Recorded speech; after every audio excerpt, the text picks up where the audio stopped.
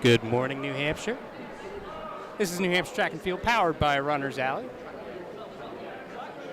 We're just a little bit into the 3K. Started a hair early on us, but not to worry. Still plenty of racing to go with it.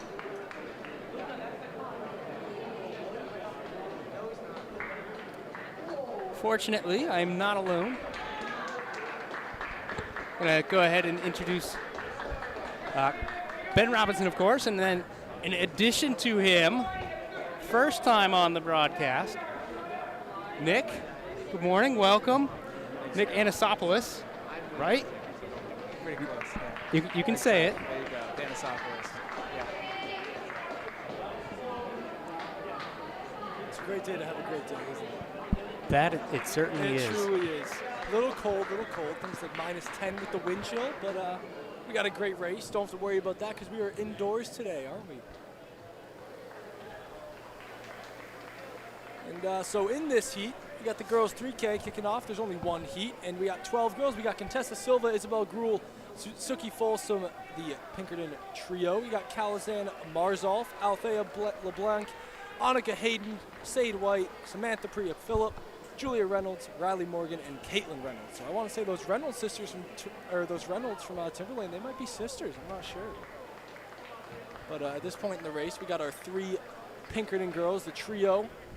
Contessa Silva, Isabella Gruhl, and Suki Folsom right up there in the top three, hitting a little bit of lap traffic. I'll be honest, I don't know much about the 3K. I really don't.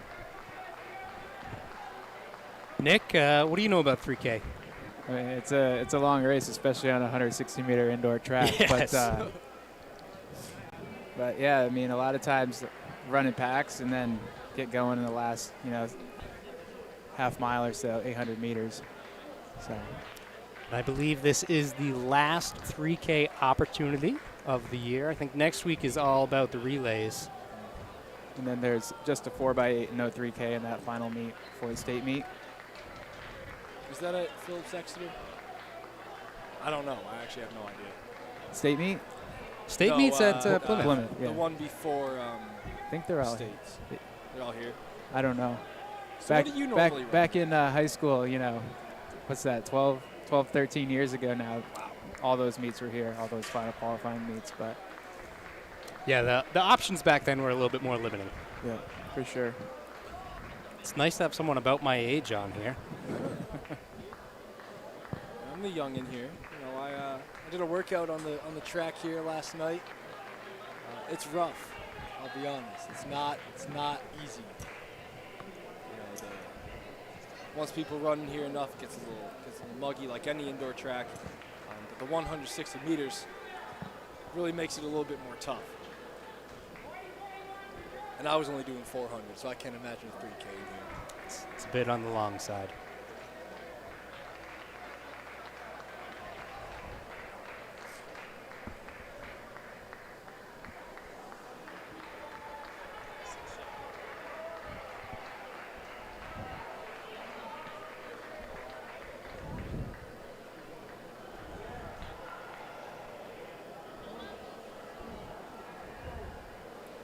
All right, guys. I don't know if we said who's in this. Oh, I did. You did? I was on top. Oh man! All All right. Don't you worry. Right I was off on the top. bat. of that. I was Right getting off some. the bat. I was getting some stuff kind of fixed up. So. You're the producer here, so we need you. Oh, We can fill in when you're not talking. what do you think? I think I could train you on the fly. I set it up easy today.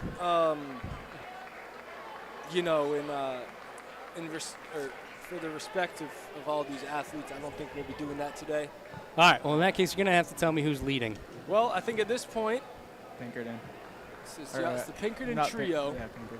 but I don't know who There it is were at the two in front. the Hang front, on, and let's take a look.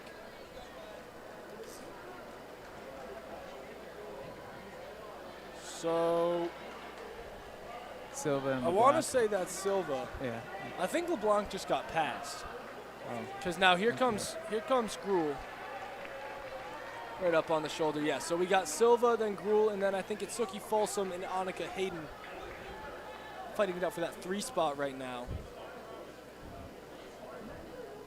It's a little rough on the camera when they're coming down that back stretch just because of the Weren't you up there setting that up? railings in the way. I wasn't. I was up there. It was a little tough. It was locked, so we had to squeeze on through. But we made it work. We made it work. Now, have you been up there before? Oh, I love it up there. Love it up there. It's It's a fun spot. pretty unique up there. It is a fun spot. It's a little sketchy because you can see the boards are, well, they're not even really boards. They're just like little wooden lines. But no, it's fun up there, you know. All right. So I've been staring at the computer. You guys are going to have to help me out. Who's leading right now? So we got Silva, Gruel, and then Folsom and Annika Hayden, I believe. So Leader leader right just there. went through the line. Yeah. Perfect. Thank you, Silva. We're in the number 1 on the hip. So Contessa Silva comes in 10:47. It's one of the fastest in the state right now. Does anyone know how to say that name? Because I always say it as Gruel, but it could be Grohl, Grawl. You know, I'm not exactly sure. Do you know Mr. Greg Hall? No. Okay. Well, it's going to be Gruel until 5 to go until I for find Silva. out. So 5 to go means that she has 800 meters left. If you do some quick math on the 160-meter track times 5, it's going to be 800 meters left, so half a mile.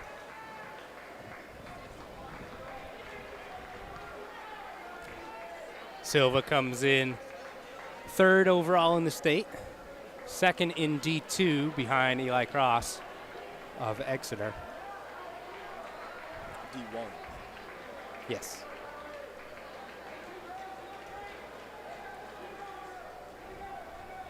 Can see her there. She just made a pass over her teammate.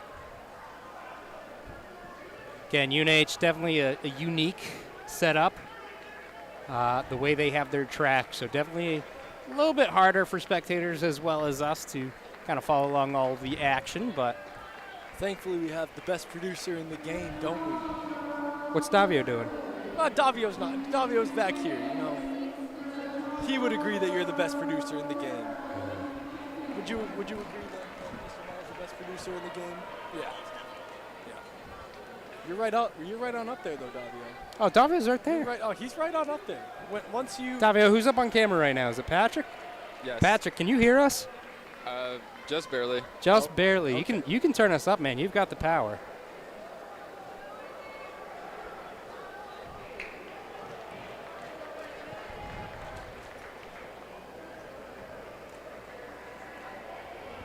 So again, 3K on a 160 track, very spread out.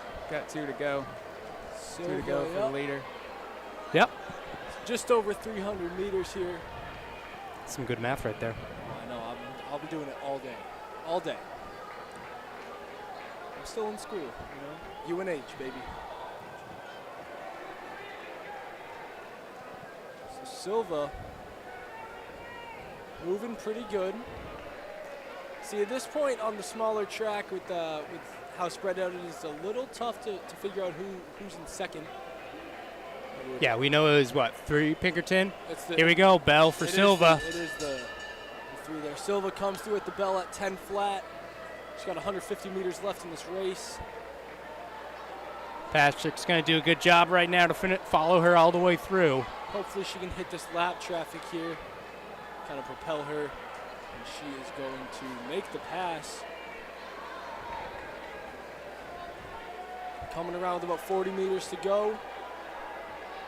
This is going to be a very solid time. I think it's going to be a big PR here. Yeah, she's moving up on the season time.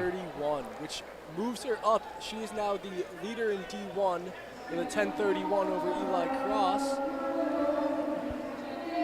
So Silva with a brilliant race there.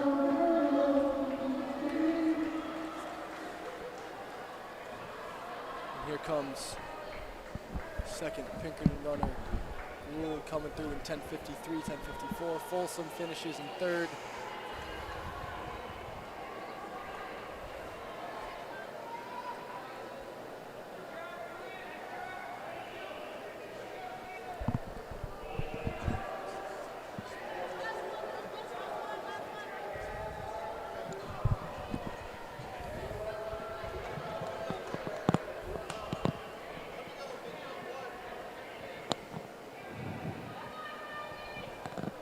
top three, the Pinkerton trio. I believe they were all state in cross country, I think. Silva, Gruel, and Folsom. And coming in the fourth spot. Who are we gonna have?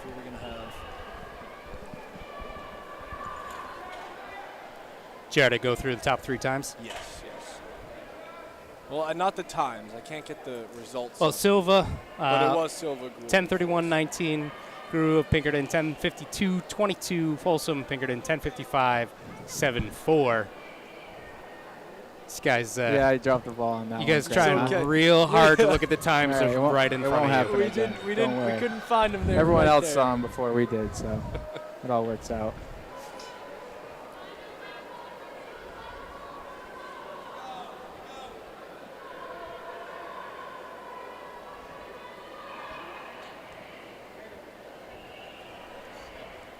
So those three had quite the gap on fourth there, which was another Pinkerton. It was LeBlanc, finishes in 11:50. Hayden rounds out your top 5 at 11:52. Following up, we got another Pinkerton, Marzolf in 11:59, just barely breaking 12 there. Morgan of Wyndham in 12:01. Campbell of Portsmouth in 12:16. And that's all I can see right now. So,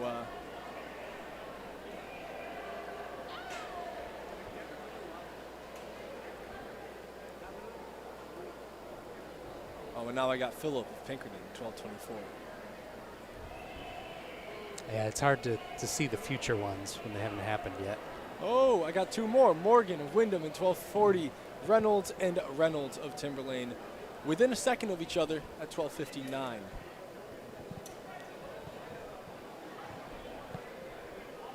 So, Looks like we got boys getting ready. that was a fun little 3K there. Got the boys coming up, though, in their 3K. I'll read those out to you. You got Hanover's Andrew Valentino coming in with the top seed at 9:09. Nandish Jane of Hanover as well. Joseph Gustafson of Pinkerton. Jack DeBono of Londonderry. Jason Roby of Pinkerton.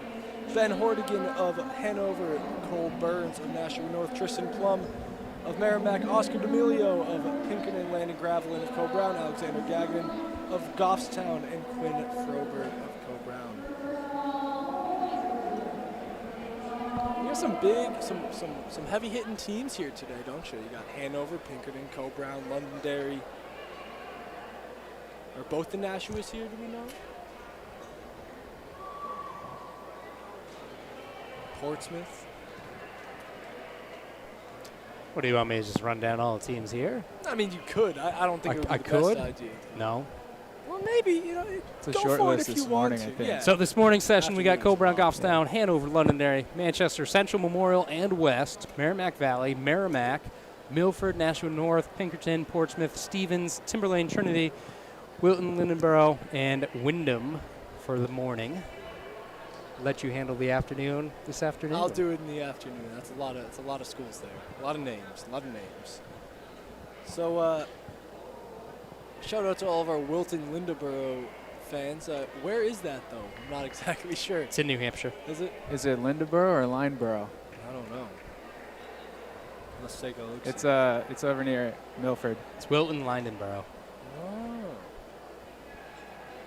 Yeah, I think last week I asked. Amherst, Wilton, yeah. I asked where one of the schools are from, and the school's name was just a town. Yeah. So I was like, where are they from? Like, what town are they from? It's not a good one to do. And Coach Cox wasn't impressed. All right, here we go. Start of the boys 3K. This one a little bit crowded, bunched up to start.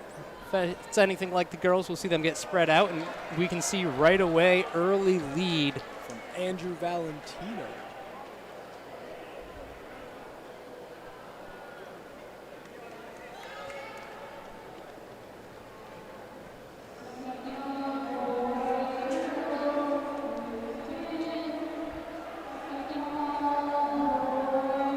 Andrew entered at a 9:09.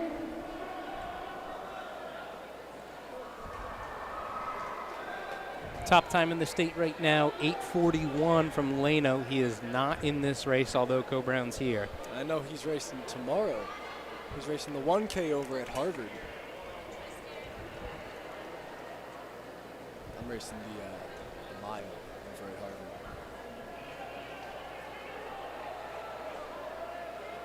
Well, right now you got a pretty distinct pack of 3 right up front, led by Valentino. And then you got Gagnon of Goffstown, I want to say that is. And then, Yeah, it should be. He's the only Goffstown here, so. And then Tristan from Merrimack. So we'll see what these boys can do here. So again, Valentino, Gagnon. It's a young group, only one senior in the field. Yeah, I feel like at this point in the season, a lot of the more experienced guys, typically they already have a time that they're good with and feel comfortable with, and they might be doing something else, or like in Leno's case, going to a different venue for the weekend. But yeah, I mean, this is last chance for a lot of these guys to get that time increased and improve and qualify for states.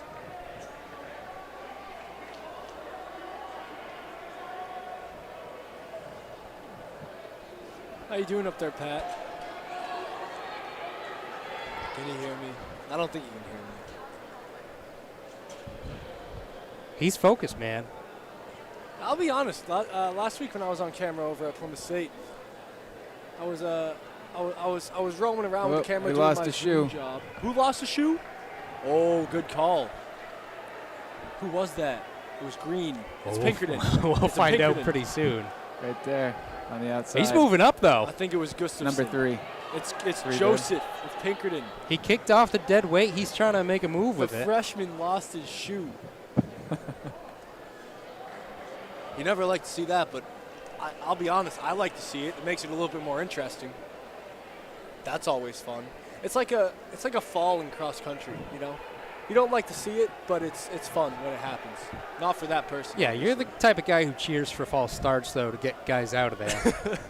So I'm a soccer guy, man. I like seeing the red cards shown. So we can see here our chase pack. Valentino has pulled away slightly. He's coming across the line now, so about 15, 20 meters in front of Jane of Hanover, his teammate. So now at this point, your top 4 have kind of established themselves. Valentino, Jane, Gustafson, and DeBono are all kind of in their respective spots here. Separating themselves from the field. Good battle there, though. Jane and Jack. So do you think if you lose one shoe, it's more beneficial to try and lose the other? Because I feel like you're a little higher stacked on one side. You know Lucky what I mean? for him, it's the inside shoe that he lost, so get the little advantage on the bank. Yeah. Small bank in lane 1. Maybe that'll become the norm from now on. You got your inside shoe off. Probably not. Well, it could. Thinking not. Has anyone ever done any research on that? If it makes you faster? Why don't you try it your next race? You know what? If it worked, they'd be doing it by now. I just might. It'd be fun.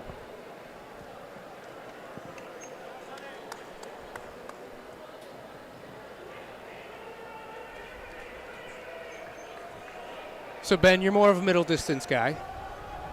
Yes. I think we've talked about it before. I'm more of the shorter stuff and some jumps, and I am finally not alone because Nick, your wheelhouse is a little bit shorter as well. Yeah, sprint hurdle jumps. And some jumps. A lot of fun. Yeah, the good stuff.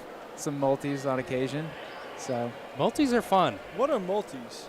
Heptathlon, decathlon, pentathlon.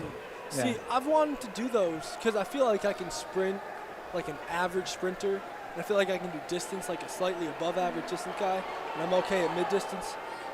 But I'll be honest, I get scared going and jumping. Like, I've never long jumped before because I'm too scared to do that, Yeah, in any event, no fear. Just got to go and attack it. It's a little stressful. High jump's even scarier. Look at that. Pole vault. Oh, don't even get me started on pole vault. But Oscar just made a big move. He is your 9 seed coming in, making the move on Jane and DeBono.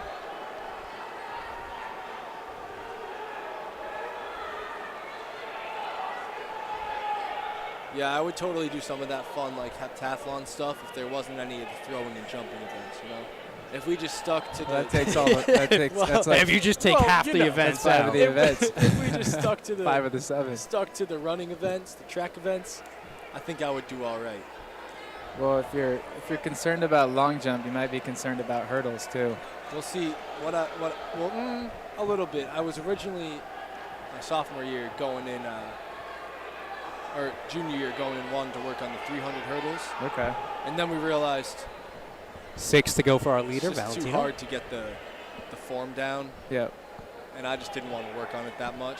Yeah, So it I was takes like, a lot of reps. Yeah, and I was like, I could just go out and do an easy run from my easy run instead of doing all this work on the hurdles. So I'm gonna do that instead, you know. Hey, guys, you're watching this battle for second, right? We saw Oscar get up Oscar there. had a big move. All right, just want to make sure it wasn't me.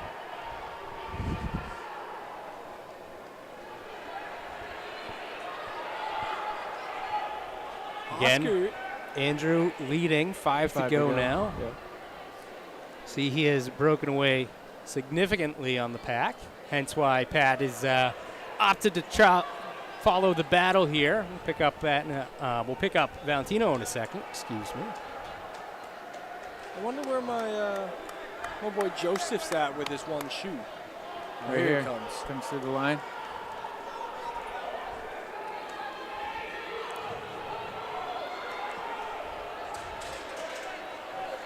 Yeah, just like we saw in the girls, these guys all spread out. Valentino, pretty significant lead now. But that's Oscar in second, leading that pack. That pack is kind of the 2, 3, 4. Those guys all on that lead lap. And your battle for second place, they got about 600 meters to go here. Valentino through the line, 3 to go. Oscar might have burned a little too quickly, trying to make a move because Jane passes him up, and now Jack is looking to pass him up as well. Oscar says no, sir. Takes it back, matches the move on the inside. He's just got to match it on this turn here. Jane of Hanover's looking to put it to him. Jane. Well, Oscar is 2 to go. close to the rail. Jack just goes outside, takes the lead, and he's looking really good.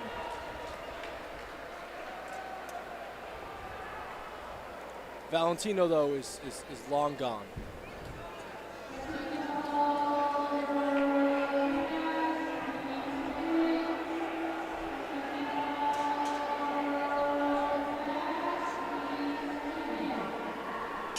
Valentino's on his bell lap at 8:55.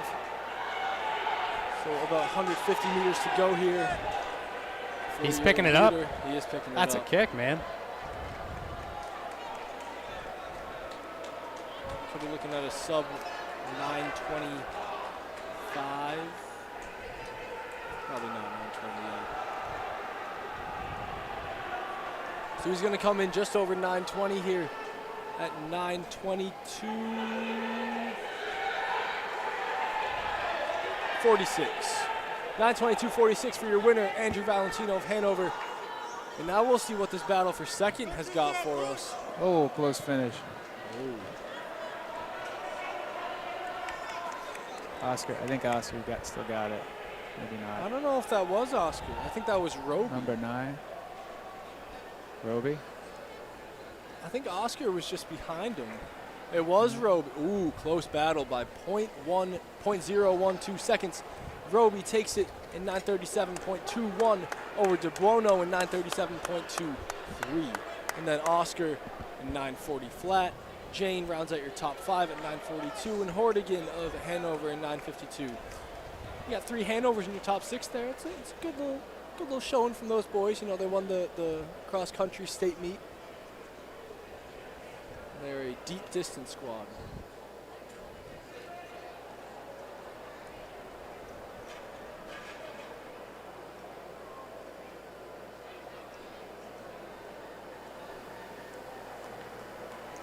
Also got Plum of Merrimack in 10:05 and Burns of Nashua North in 10:09.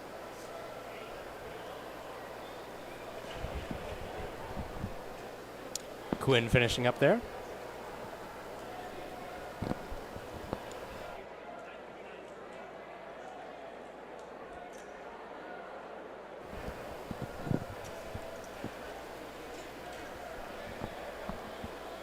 So we can see hurdles getting out there. And while we wait for those to get set up, we'll just throw the cam on some long and high jump. I'll let you guys talk about whatever. I got to go move the camera. Sure. Real quick shout out to all of our UNH track and field athletes volunteering today, putting in that good, honest work. Got the girls 55 hurdles. Once these hurdles get all set up, we're gonna have, how many heats do we got? We got 1, 2, 3 heats in the 55, and I believe we're gonna have finals. I think so, based on the seeds. Yeah. The seeds look. So it's gonna be top 6 in the finals. We got some heavy hitters in the hurdles here. Top seed's gonna be Miriam Nada of Portsmouth, the senior, coming in with an 8.95, and then her second highest seed, Bristol Sherlin, the freshman. Might have a little bit of a senior versus freshman battle here. Bristol comes in with a 9.22. Victoria Ford of Memorial, a 9.28. Rounding out your top 3. And the rest of your athletes, we're going to have Tiana Brown of North, Sarah Fry of North, Molly Wheely of Pinkerton, Abrielle Collier of Merrimack, Molly Flynn of Portsmouth, Jocelyn Bancroft of Portsmouth, Kaya Monzel of Timberlane, Ava Becker of Central, Delaney Manning of Co-Brown, Eva Simpson of Hanover, Isabella Cornaro of Milford, and Montana Speed of Co-Brown. It's a great running name, Speed. You're just going through everyone? Sometimes. Well, I did this time, but Did you run down heats, say individually heats, or are you just going through the names? I just went through the names. Okay. We'll get into the heats. All right. You just want to give everyone some time. I love it. What a fun name Speed is, though. I wish I had like a cool running name. You know, like Ben Robinson doesn't really strike fear into my opponents when I step up to the line. You know, if it was like Ben Speed, I feel like I'll be pretty intimidating. You know. I mean, you could change your last name. Well, I don't know. I'm proud of my last name. You know. I didn't think you would, but. Oh no. You're saying you're proud of it, but yet you want it to be Speed. How do you say your last name, Nick? Athanasopoulos. Asanthopoulos? Yeah. That strikes fear into people. Back in the day, that name certainly did. Nick is a pretty good athlete. Where did you run? Monadnock. Monadnock? Yeah. We were in D2 back then, up until my senior year. Then we were D3. But indoor, it's all one. So. You guys have another pretty impressive hurdler too, Gavin Lombaro. Yep. Yeah, he's a beast. All right. Here we go. Nada in lane 3. She's going to be your favorite here. And well ahead right now. Takes that great race from Nada there. Comfortable. So she will more than definitely advance with a 9.114.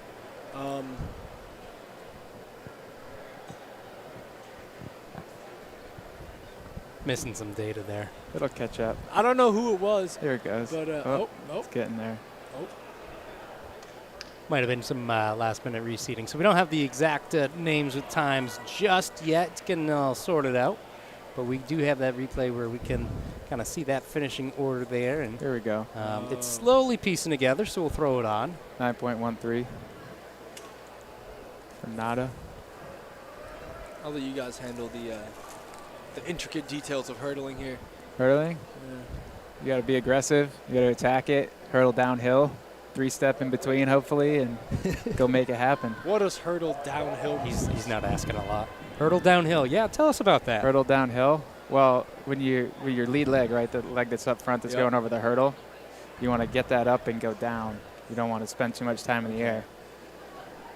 I get you. Snap down. Snap it down, yep. In this heat, we Wrap got that trail leg Cornaro around. of Milford, Flynn of Portsmouth, Sherlin of Co-Brown, Fry of North, and Becker of Central. Sherlin looking to take it, and she is going to pretty comfortably.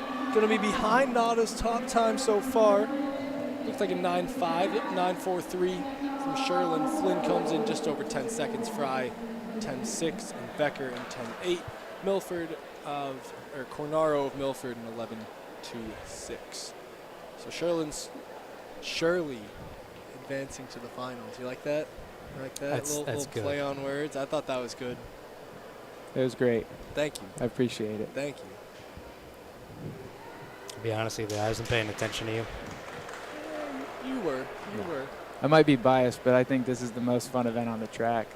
I don't know, man. You're absolutely biased. I'm totally just not on the same page as you. Fair on that enough. one. Fair But- enough. No, I enjoy hurdles because Yeah. like a good hurdler just looks so smooth. Exactly. I agree with that. 300. That's why I'm is a standing lot up more now, fun. and you guys Yeah. are sitting down. You know. Well, in this heat, we I got got a few Speed. things going on. Oh, yeah, I know, We Greg. got a Speed of Co-Brown, Bancroft of Portsmouth, Ford of Memorial, Brown of North, and Munsell of Timberlane. Your top seed is going to be Ford of Memorial with a 9.28, and Brown comes in with a 9.66. So those two definitely looking to advance on to the finals here.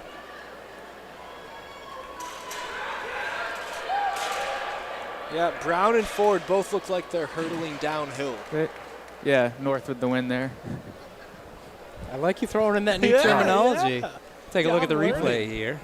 Ford comes in with a 9.17, just in front of Brown with a 9.176. Which rounds up to a Oh, 918. See, I told you. Never I thought mind. that's what I thought. Yeah. Sorry to all of you Victoria Ford supporters. Brown won it in 9.176, and Ford comes in with a 9.55.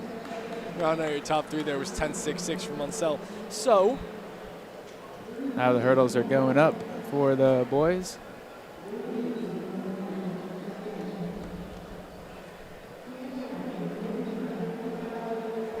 Yeah, again, you see those times out to the thousandth position always will round up. It does not follow traditional math rules. So if it's, a 2 in the 1,000 spot, that goes all the way up. So that 10.712 becomes a 10.72. That can sometimes trip some people up. That threw Jimmy off a couple weeks ago. Jimmy, not much throws Jimmy Mack off. No. He is a smart cookie. Yeah, I mean, to be fair to him, he's a little bit more distance oriented. He doesn't really care about the hundredths usually, so. That's okay. How many heats we got of this? We got 3 heats again. Again, top 6 advance to the finals. Heat 1, we're going to have Sebastian Schatz of Timberlane, Justin Lepinen of Wyndham, Matthew Morrison of Pinkerton. He is a dog. I interviewed him last year. Good guy. Arnold Kasongo of Londonderry and Charles Cavasco of Milford. Morrison comes in as your resounding top seed by just about a second with a 7.84. And then Lepinen and Kasongo of Wyndham and Londonderry, respectively, are both at 8.82. So looking for a big race out of Morrison here, the junior.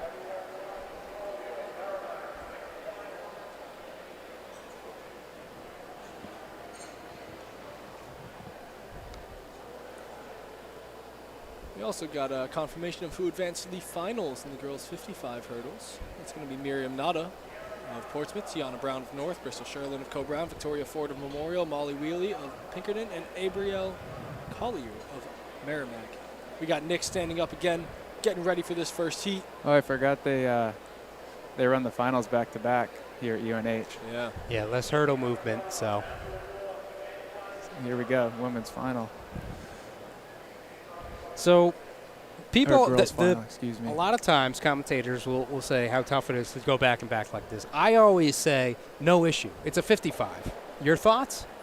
I mean, I think from a technical perspective, there is something to be said for not going back to back, but yeah, it's good training for future meets and Right. state I mean, meets, it's like, you get to the end of the season, You're in shape by you think now, about what yeah. you do in workouts. Like, Yeah. it shouldn't be. It's No, definitely this not is the most fun. taxing. Usually, I mean, a lot of times, regardless, a lot of times you see faster times in the final anyway. So Right.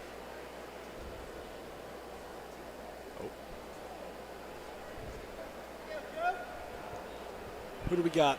I got Sherland. No, I've always kind of viewed it as it's not like it's taxing. It's more of an extra warm-up type thing. Because if you're one of those top people who are going to qualify for the finals anyway, yeah, like, you don't have to worry about qualifying. no, you just It's- go execute your race, get to the finish, and move on to the next. Yeah, which you're is- still which is this warming up. final. I had a athlete years ago who, he's like, Coach, I'm feeling really good. Should I scratch from this? Like, to focus on he wanted to scratch from the dash to focus on the hurdles. I'm like, no, it's Exactly. a warm-up.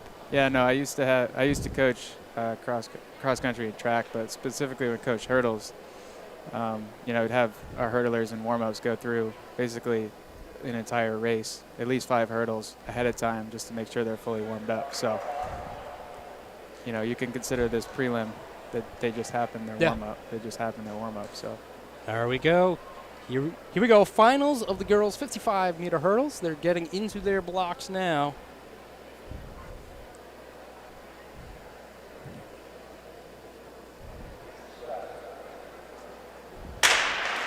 Good start. Nada's getting over the hurdles first. Cole Brown's coming on. Sherlin's right there. It's going to be Nada, then Sherland, then I honestly am not too sure. But Nada comes in below her prelim time in a 9.205, winning it though. That's all that matters. Sherland comes in less than a second behind in 9.27. Brown of North round out your top 3 in 9.633. And then you got Ford, Wheelie, and Collier round out your top 6 there. It's a fun little race. Hurdles moving up.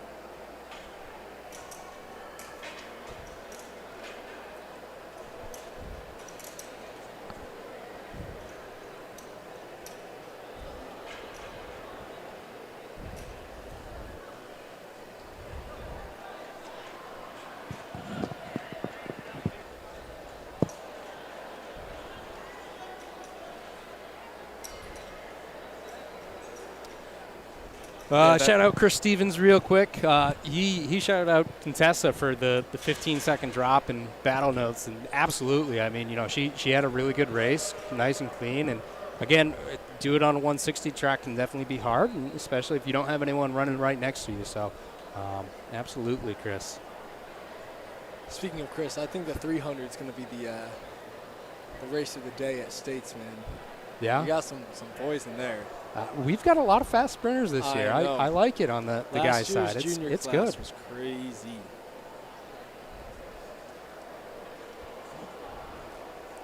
You could see 3, 4 guys. Honestly, I'm not too sure. 3 guys under 35, maybe, on a really good day. All right, heat 1 of the boys.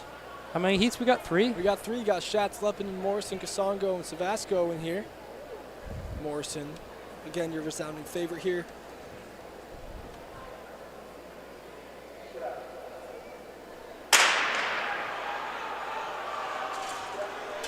And, yep, there he goes. Well out in front.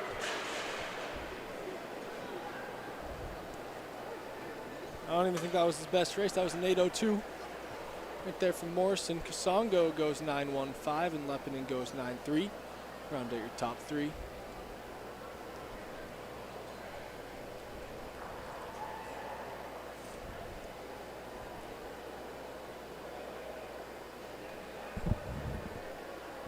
I always felt like it was harder to hurdle here because you can't wear spikes. Yeah, I think, you know, there's some events that can really mess with you and throw you off, and hurdles is absolutely one of them. When you practice the repetition of the steps and knowing exactly how far you are and your stride length and everything. Yep. High jump, they do allow it because it is more of a safety concern with that heel slipping out.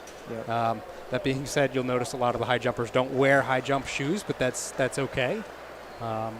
I had high jump shoes, and I didn't end up using them as much as I thought I would. It depended on conditions, but I felt like they were just a little bit too heavy to get the heels up just that extra little bit. Yep.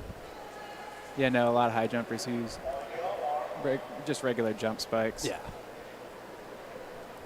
Yeah, those usually work pretty fine.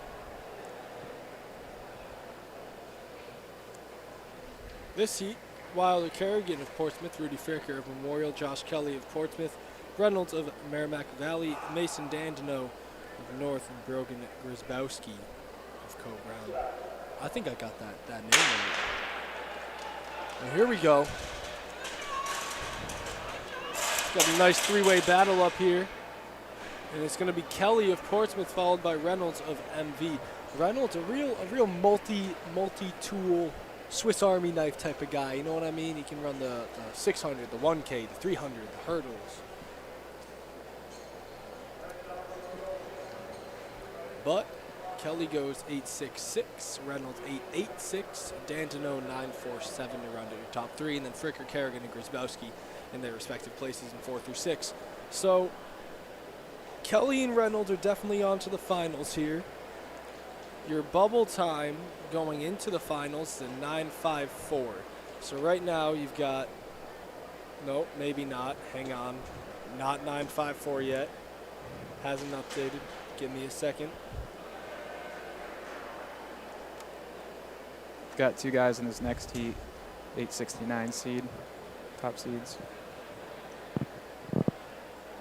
Lee of Co-Brown and Powell of Hanover, lanes 3 and 4. Aiden Powell, he's a 300. Actually, both of these guys scored at states pretty highly in the 300 hurdles. Bubble time is actually 9.43.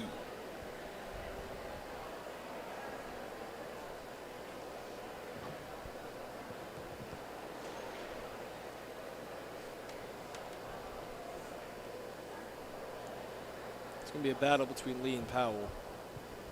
I got to pick my Co-Brown boy, though. He looked good last week. Maybe he can make it up. Looks like Powell's going to take it there. And those two will be getting into the finals. Powell goes 8.52, Lee in 8.67, LaRoche in 9.20, and Little of Merrimack in 9.4, Welder and Greger of Hanover rounding your 5 and 6 spots. So we're looking at Morrison,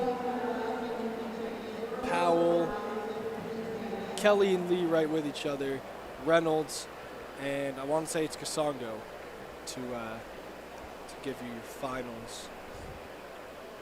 I could be wrong, but I think I did that right. Couple of things from the chat I want to call out on. First, Silva, her 10:31 makes it number 3 in Pinkerton history. Pinkerton, Wow. pretty big school, so that's pretty legit. You know, Huge school. that's a pretty good move up for her. Steven's calling it right now. You ready for this? What is You're reading it right now? There's going to be a battle and definitely state record. He's calling there being a state record. What is state record in the For 300, yeah. For that, we'll have to can take a look. Let's take a gander over at the 300 state record. It's pretty quick. I'm going to guess 34.59. I'm going to guess state record Dominic Worsley back in 05, 35.02. Manchester? Yep, Manchester Which Central. One? Central, yeah. He holds, I think, the 200 record, too, outdoor. Yeah, he was pretty quick. So who does he say? He's got him, Brooks, Morrison, as in Morrison in the hurdles right now. And what's that last name? Shiner? Shiner? I'll be totally honest with you. I don't know who that is. But if Chris says he's fast, he's fast. So. Chris knows his stuff, man. Chris keeps up even with the distance events, man.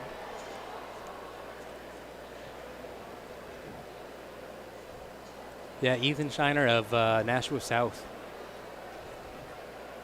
Well, I think Brooks ran 35 something, and then Chris ran 35 something at some meet I saw. Yeah, I mean, you think about it, like you throw the spikes on them. Yeah. Yeah, but a half a second in a 300 or Yeah. a second in a 300 is a lot when you're running that To fast. be fair, Chris was complaining about the, I saw his post on Instagram, he was complaining about the backstretch of that track. Which one? I don't know. If I had East Coast Championships? East Coast Championships, yeah. East Coast invite. I was down there last weekend in Rhode Island. Oh. Yeah, it's at the Providence Tech Center or something like that. Yeah. And, That's a nice track. Yeah, it's not bad. Mondo surface. Yeah, Chris. Flat track, though. Chris did pretty well down there. He had some good competition.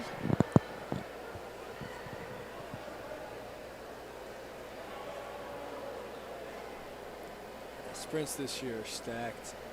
But you got your finals here. Let's see if I was right. And I think I totally was. Yep, Reynolds, Kelly, Morrison, Powell, Lee, and Kasongo in the 1 through 6 lanes. Morrison out to an early lead. Powell, Kelly, and Lee right there. Fighting for second. Lee falls. Portsmouth Tough second. break. He's a good sport though.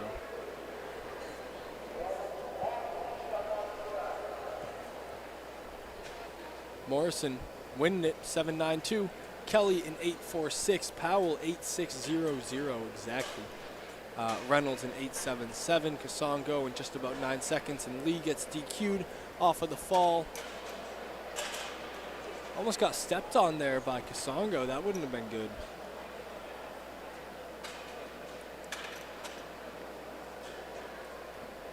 I do think Lee was already qualified for states, though. So at least that's good. So you said that you thought the 55 hurdles was the most exciting event in the track, didn't you? On the indoor track, yes. The 110's outdoor, but I mean, I like watching. I love watching a good 1500 in a mile too. So it just depends. They're all great events. In my opinion, I think indoors. And so you're totally biased towards the hurdles. I like the 600 indoor too. I'm 600 totally biased tough, towards the 6 and the 1K. But everyone loves the 1500. You know, 15, it's the classic event. Yeah. See, my only issue with the 15 is a lot of times you get doubles from the 3K, which is fine. But, like, I want to see 15 where everyone's fresh, and that's the focus. I think that would be a phenomenal race to watch. That would be scary. That's fair. If we had that. But at those big meets, the best runners are usually doubling, and so no one's fresh. Double or triple or even I think we four, just quad. start a meet with a 15. But Maybe. I guess, to be fair, outdoor, the 16 is a little bit more premier in that case. So it reverses. It's all right.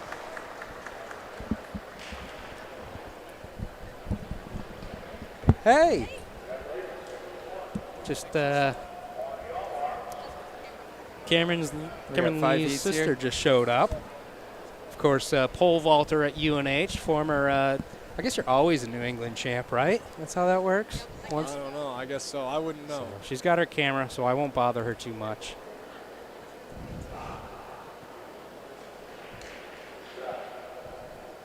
Totally forgot to read off the names here. It's Alexis Best of Merrimack. You didn't need to read that one, huh? No. She is a premier sprinter. I don't know. I think at the high school level, I like watching the 800. At the professional level, though, the 15 is the best event at this point. Yeah, I mean, they're all. That I rivalry. love watching them all. Yeah. They all have their intricacies that make them great. I wish one way I or liked another. watching all of them, you know? But I don't. could watch track all day, every day. I agree with that. Oh, you came to the right spot then, huh? Yeah, here we are. I like watching triple jump, to be honest. Well, in the Triple second jump's heat a lot of fun. I know. That was the one thing I wasn't too scared to do. I couldn't do long jump, but I could do triple jump.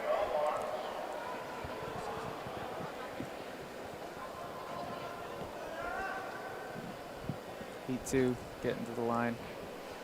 We got Roy of Merrimack, Fry of North doubling back from the hurdles, Jenkins of Portsmouth, Braille of Pinkerton, Carter of Portsmouth, and Camden Sayward of Milford. Lily Jenkins is a pretty safe pick here. She's been running great all year, but whoa! Lane 4. Nora of Pinkerton, the sophomore, puts down a great race. Oh, I got it right. All right, so Nora of Pinkerton with a 7.64. 765. Jenkins in 7.72. Fry in 7.97. Carter in 8.0. Roy in 8.3. And Sayward of 8.4. So that's going to be your second heat of 5. And in this third heat, you got some may say the sprint queen of New Hampshire, Harriet Barber.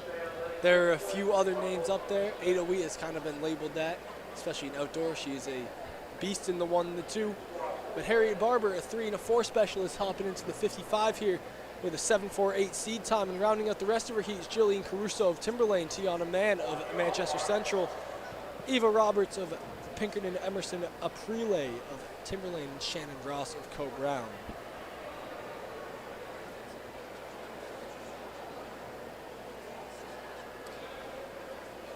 Barber is generally a safe pick in any race that she is in.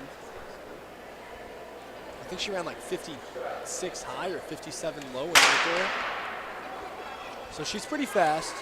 But right up there with her, that's going to be Roberts of Pinkerton. She's going to outlean her at the line there. So Barber comes in with the fastest time so far with a 7.54, I think. No, second fastest time, Alexis Bestel is 7.48. But Barber with a 7.40, or 7.54. Roberts with a 7.61. Man, April, Ross, and Caruso round out your 3 through 6 spots. So at this point, you're going to need probably below a 7.8 to get into Got two the more finals. heats. Maybe a 7. Probably 7.73 is probably Yeah. that bubble time. Yeah. So, yeah, 7.73 is the bubble time. Let's see how many girls we got. We have 2 girls, Giordano of Milford and Rodriguez of Memorial, under that bubble time of 7.73. You got Lauder of West, who's right there at 7.88, and Rios, Silva, and Muscabi running the other 3 spots in this heat. Giordano with that one. Giordano, let's see if she got in. I think she definitely did, but we'll just confirm. Oh! That can't be right. No. Rodriguez was second, right? Giordano.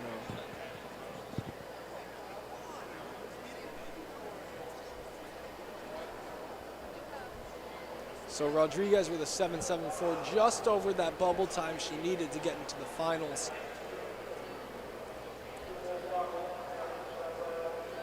Giordano's time has still not popped up for some reason.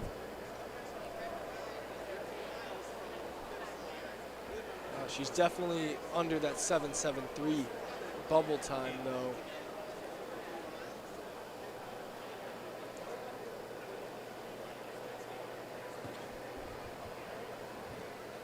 I'm not sure what her finishing time was, but going into the last heat, we got Sherland of Co-Brown, McNulty of Pinkerton, Miriam Nada of Portsmouth, Janelle Thomas of North, Ava George of Pinkerton, and Tess Kachukas of Co-Brown. Nada and Janelle Thomas are both pretty safely expected to get into the finals here. Those are another 2 elite sprinting girls in the state. Sherland and Nada coming back from this 55 hurdles final, so not much of a break for them.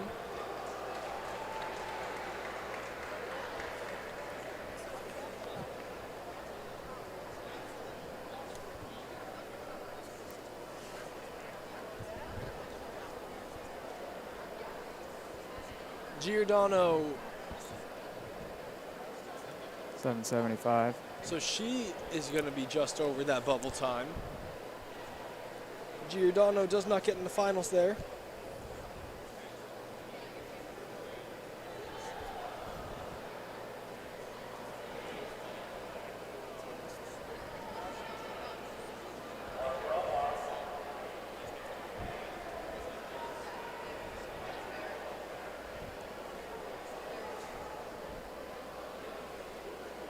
This last heat, you're expecting Nada and Thomas to get into the finals here.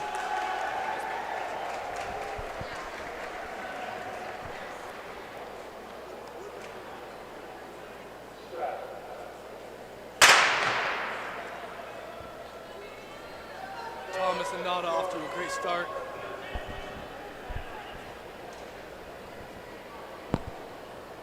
Thomas takes the win there in 7.539, Nada in 7.583. McNulty just over that bubble time. George, Kachukas, and Sherland rounding out your 4th. Oh, yep, 4 through 6 spots. 7.65 to cut off.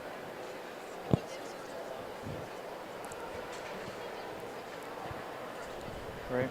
I think so. Yeah.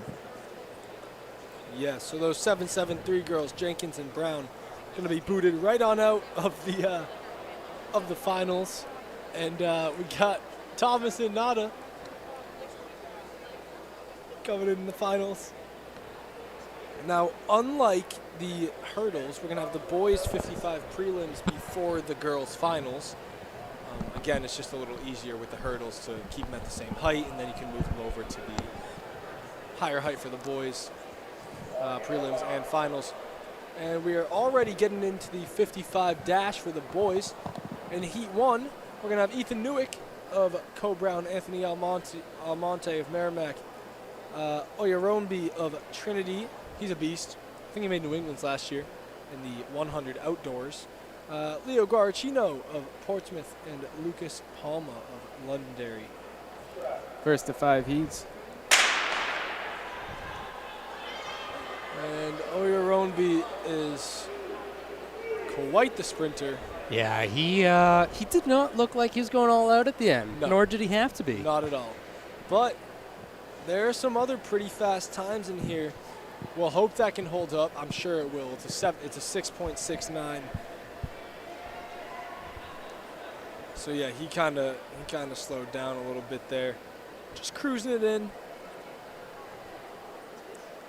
So I don't know how much strain is there after a 55. Like, do you really got to like work, or My obviously opinion, you got to be going during the race. right? But I mean, after the race, are you like tired? I feel like you can just kind my of. opinion is no.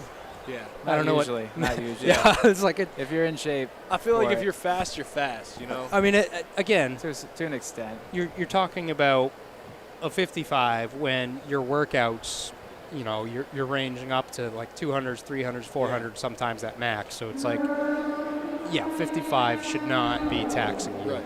55 is a piece of cake. 200, I think, is a bit different though. Yeah, 200 you're allowed to be winded from. I always liked at the senior meets, or I guess our one senior meet, we all the distance guys hopped in the 200 and just had a good little time. You know, no one really ran fast, but it was fun. Morrison doubling back from the hurdles, No problem there. convincing win.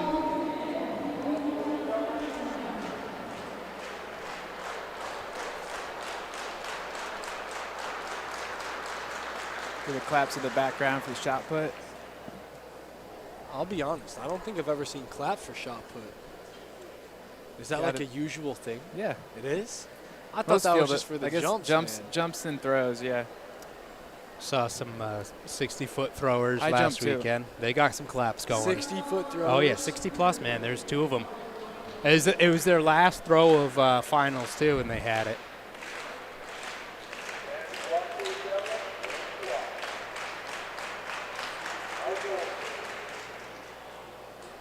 I don't know if that was quite 60 feet, but that was a far throw. Anyways, back onto the track. You got Heat 3 of the 55-meter dash. You're going to have Ben Wolters of Pinkerton, DeAndre McAllister of Portsmouth, Aiden Bradley of Hanover, Wyatt Fugere of Central, and John Ingles of Londonderry. Yeah, I know 2 high jumpers. Yeah. I know Tom Tamberi from Italy, and I know Okay. the guy he split the gold with in Tokyo, Now, how do you know them? because I watched all the Olympics Okay. back then. Barshin, I forget the rest of his name. I know those 2 high jumpers. Fair start for Heat 3. Tight race. It's Bradley and Hanover in the McAllister. front. Yeah, Hanover, right? Bradley's one of the top 300 runners in the state as well. You see that double quite a bit in the 55 and the 300.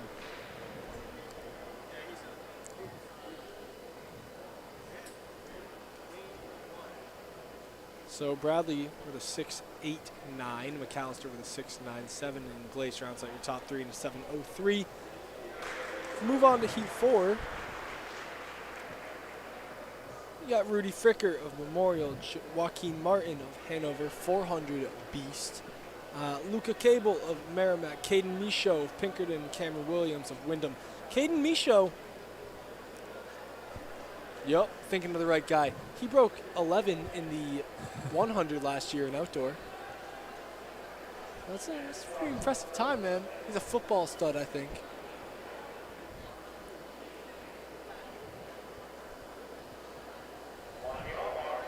I wonder if Kevin Brooks is racing.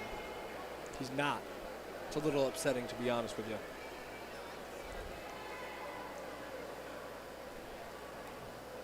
I think Cable and Micho are going to be right there. Martin as well could put a little bit of a contest in those 3 inside lanes. I don't know what that guy said. Something about acceleration in the third something. Yeah, most of this race is acceleration. It's Micho and Cable. Cable's it.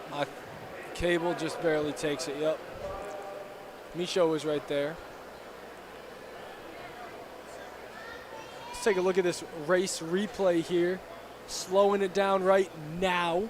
Oh, called it. That was clean. That was clean. It's almost like I pushed the button when you said to. Yeah, no, I like that. I like that. Cable with a 6.85 and Micho with a 6.89. Martin with a 7.2. Then on our screen there, you can see Williams and Fricker with the 7.2 and the 7.4 respectively.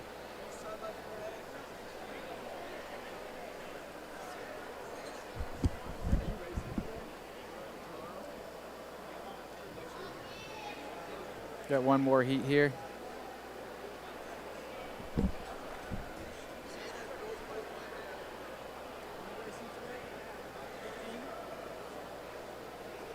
Heat 5-5, we've got Chandler Merrimack in lane 1, Caden Central in 2, Michael of Timberlane in 3, Travis Pinkerton in 4, Tayshawn of Summersworth in 5, and Joshua of Milford in lane 6.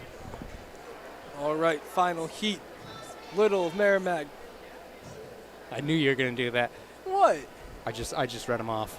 Oh, come on, man. You know that's been my job all day. Yeah, but you were busy talking to weren't your focused. fans. You can just have all the jobs then. Produce and slow it down and all that. Oh! Got a false start. Red card.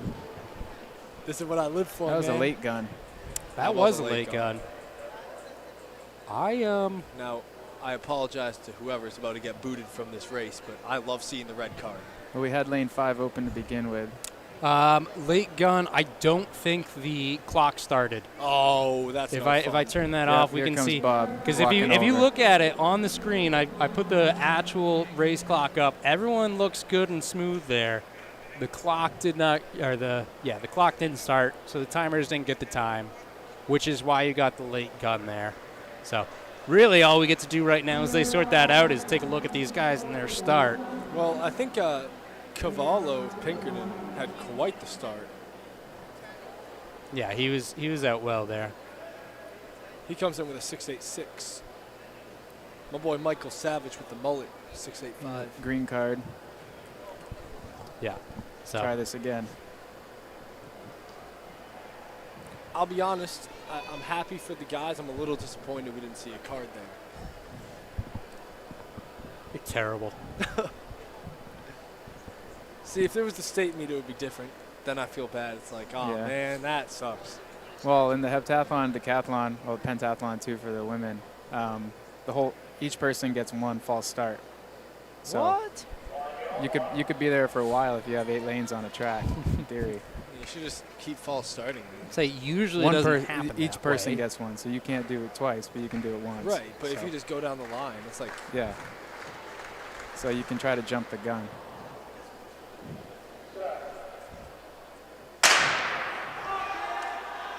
well, there he goes again. Cavallo with a good start.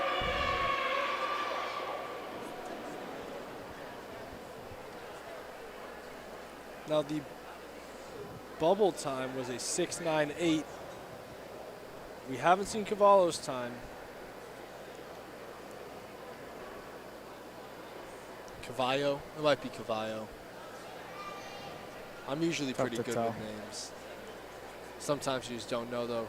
But no one from this heat is going to be making it into the finals there. They're all above 7 seconds. But we do have the girls' 55 finals, which is going to be Eva Roberts from Pinkerton, Harriet Barber of Central, Alexis Best of Merrimack, Janelle Thomas of North, Miriam Nato of Portsmouth, and Nora Grail of Pinkerton.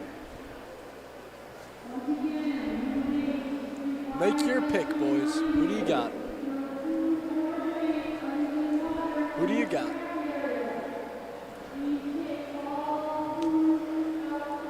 Best is the top seed.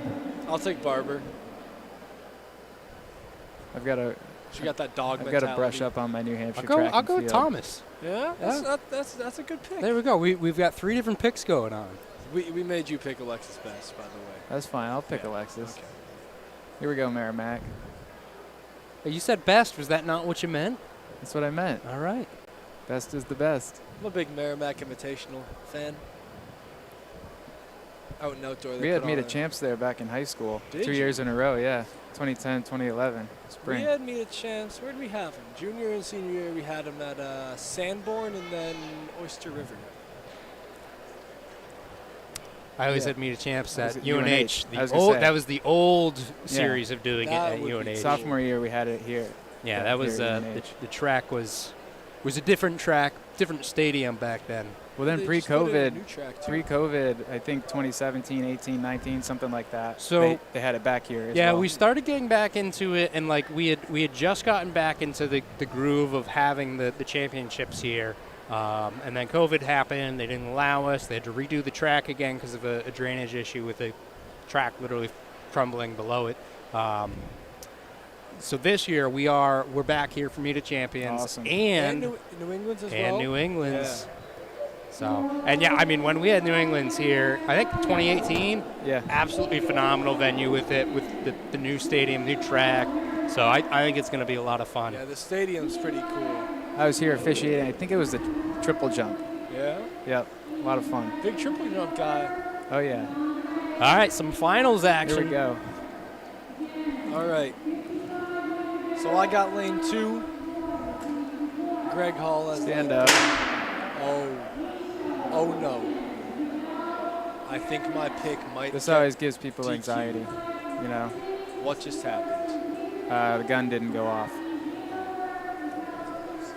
Is that a green card? Green card, yep. Okay.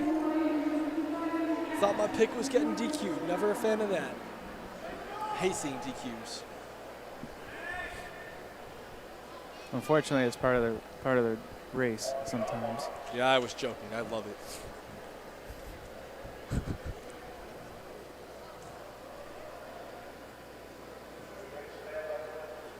Again. Standing up again.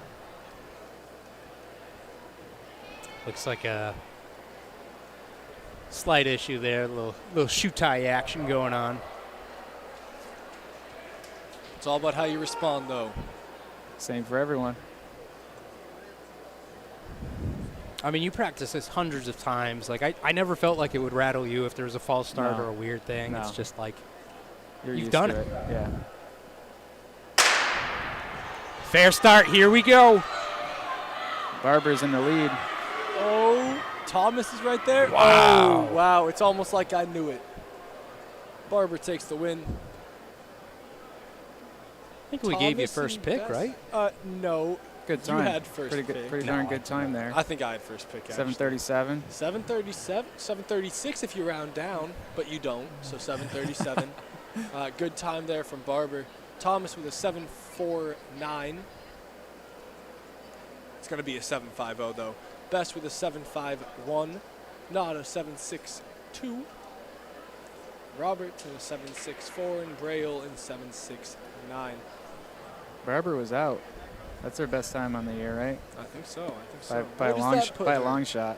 It's probably number. Her best in there, the right? state coming in was a 748. That puts her second, does it not?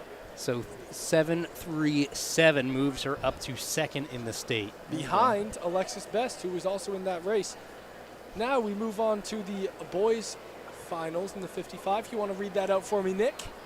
Yeah, we've got Mishad out of Pinkerton, Cable from Merrimack, Oyorombi from Trinity, Morrison from Pinkerton, Bradley from Hanover, and McAllister in lane 6 from Portsmouth. All right, since you were being a poor sport, who do you got? I'll give you first pick. Yeah. Yeah. I'll give you guys first pick. Who do you got? I got it wrong last time, so we'll go with Trinity. Nehemiah. I wanted him. Yeah. I did too. Yeah. All right, I'll go with Morrison then. Well, no, you Win the just keep hurdles, your you know, pick. win the Keep your 55 pick. too. All right, you want him? I'll take Micho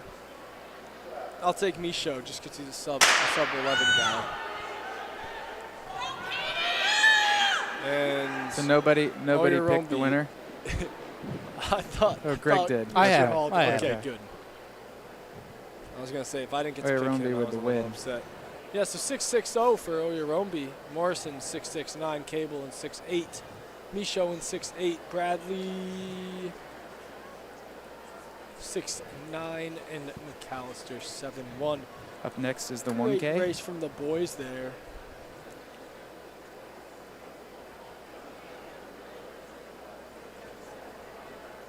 $1K, great race. 2 heats Great for race. the girls.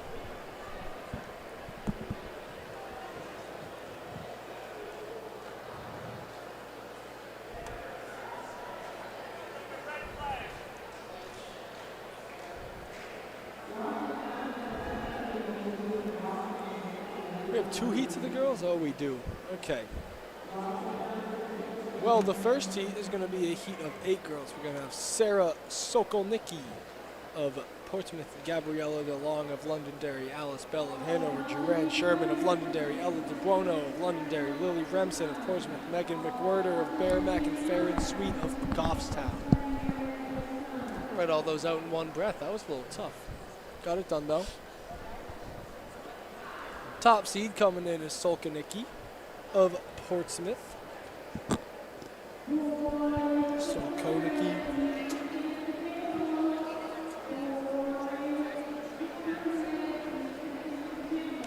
Just a nice little spike check. It's good that they're doing that, keeping it fair for everyone. As in no spikes for anybody? Yeah. I don't like it when you go to a race and they do a spike check and then they put like a little Sticker. zip tie on it or something. Ooh, zip tie. They zip tied my spikes the other race, and I was a little upset about it. Used to, I remember, I probably still have a sticker from Meet of Champions. I don't even know if I have the shoes, but I didn't take the sticker off. It was on. They put little circle sticker on the shoes saying they were good to go. I don't mind that. I did the have zip tie totally just messed with my so brain. I had a spike that would not come out of those shoes, I had one of those too. and it was too long. You know what I did? What? I grinded it down. I didn't have an option. It was either that or get a new pair. I could not get it So, out. I think I have mine. I right took a here, grinder actually. to it. Let me take a look. How old were those shoes? I didn't. They were pretty old. They were pretty old. Yeah. Yeah, it was not. Here we go. Whoa, it's off. First okay. heat of the thousands off. It's weird that you knew they would be a little bit older. Yeah, I wasn't gonna do Well, that. usually to a when brand they're new. stuck, when Yeah. they're stuck in like that, it just depends though. No, I had my Sprinter spikes for quite a while. I opted to, instead of getting new spikes, I would do, like, I got some high jump shoes, some long jump shoes instead, kind of built out that way. I tell you, the long jump shoes with the zipper, man, those are clutch. Yeah, it keeps the Yeah. a little less sand in your Yes, feet. those. That was the best upgrade I ever made. For sure. Well, now they have the, they're a few years old now, but the carbon fiber Yeah. spikes. Pretty nice. Get off the track.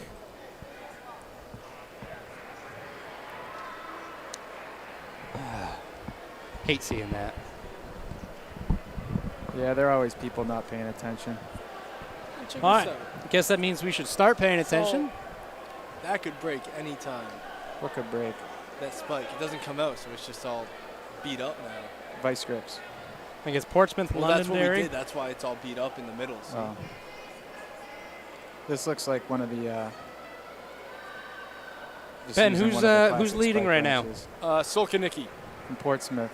Honestly, I didn't We're know. in I the just took number the one. number 1 seed. So You were correct. And then we've got number 2 seed in second as well, right? I believe that might Gabrielle? actually be Sherman of Oh, Londonderry. okay. Never I mind. could be wrong, though. Pardon me. We'll find out as they come around. And it is indeed Sherman. good call. Thousands a tough race. You used to have to run this in the heptathlon. It's like harder. You got to run fast, but you can't run too fast.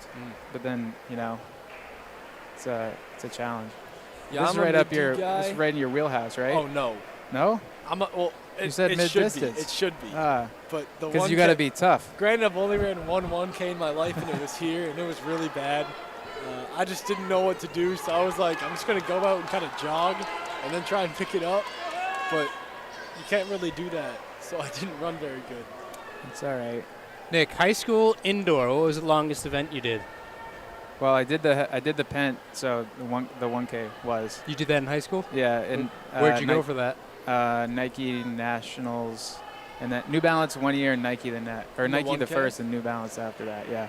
Nice. In the pent. But other than that, I ran the 600 once. 600. I had a is so slight fun. hamstring issue.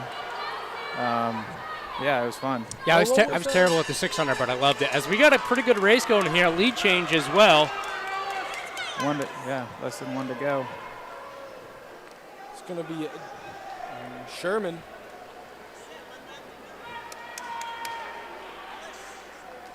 Yeah, she's pushing it. Sokolnicki looking to make up this gap here.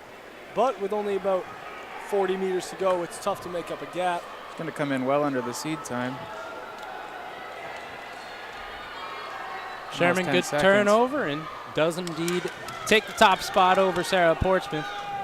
Sophomore versus sophomore in that race. Great battle for third there between DeBuono and, was that Sweet? No, that was Bell. Sherman with a great race, though. What did you run in the 600, Mr. Greg Hall? Oh, it was slow. Yeah? Yeah, I have no idea. I doubt that. You seem like a 600 guy. So I think if I trained for it, it would have been better. I really enjoyed it. It was one of my favorite events because I didn't have to go all out, which was nice. Yeah, you don't have to go all out, but you got to be pretty close. Yeah. If you want to run fast. Yeah, I mean, it's just It's a different training than there was 400 no training. way I could carry my top speed for 600 meters. That'd be stupid. Yeah. What about you? Were you a big 600 guy? You had a good time in the 600? No, but it was fun. It was fun. I think it was at Dartmouth. It was one of those first meets in December. Dartmouth's a good meet. I don't know. I'd never run it. I believe it was 130.00. You could look on Direct Athletics. I think never the running only that. video I have of running is the 600 at UNH. Terrible quality. Heat As we've two's got off. Heat 2. Well, You've got White from North, Sheeta from Goffstown, Knowlton from Pinkerton, Bedard from Merrimack, Klinger from Wyndham, Witkowski from North, and Houghton from Portsmouth in this heat. White currently leading it. Maddie at Portsmouth in second, although second looks like it's going to go ahead and get flipped around right now. But Laura White definitely out in front early on in this 1K. And I believe that's Parker Knowlton now in second. I haven't heard from Pat in a while. I wonder if he can hear I us. muted him. Oh. He wasn't talking, so I turned No, off he the really audio. wasn't talking. That's okay, though. I'll turn it back on in case he's paying attention. So that... Hang on. Give me a minute. Laura White, Nashua North, 4 to go. Parker Knowlton in second. I believe that's Cara of Goffstown in third. You can see that lead continues to expand for White. So how many laps is this? It's like 6 once you get to the line because they start a little back? Yeah. Yeah, 16 times 6, 96. I feel like I'm doing well with my math so 960, far, you know? 960. Good race for second. Yeah, that's a good battle right there. They keep shifting position.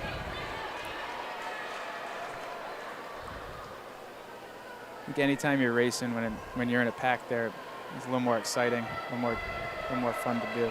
But I could never race in packs. no, I just like running out. you in run your front. own race. Yeah. That's fair. Well, no, I don't actually. Oh, okay. I should. I run out in front, but my coach, Davio DeLuca, Yeah. always gets mad at me because I don't run my own race, and I just get all nervous and get in my head. Okay. But sometimes, like a 600, when I run really fast out in front, I run good.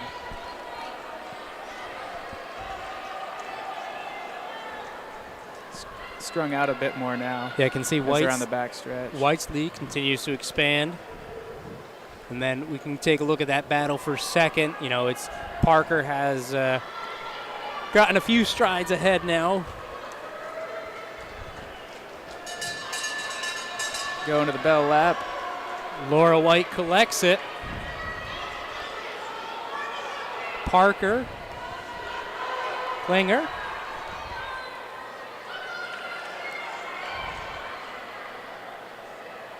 And we'll take a look at White.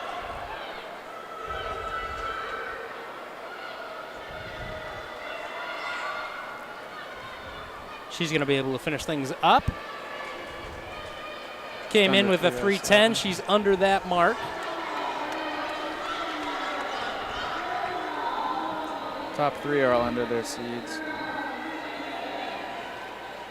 It's a fun race.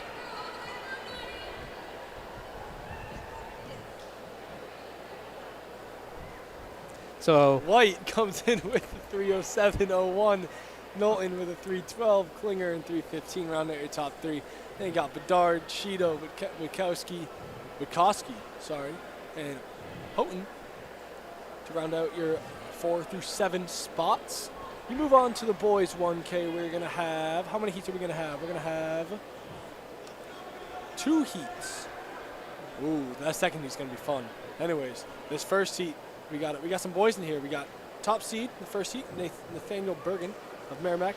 Pinkerton, you got Cody Santamassimo, Will Whitley of Milford, Austin Cipriano of Pinkerton, Nico Rinaldi of Portsmouth, Ben Jeffrey of Merrimack Valley, Grant Skarupin of Milford, and Samuel Becht of Wyndham. there we go. First command given.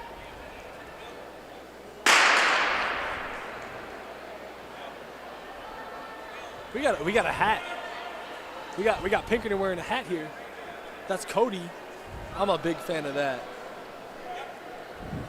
I think wearing a hat in one of these races is just textbook.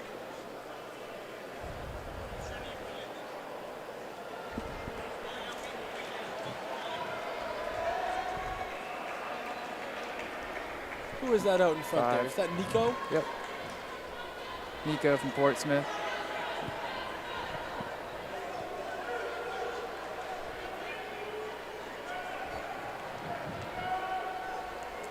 Not for long, though, because top seed Nathaniel Bergen is getting right on his shoulder.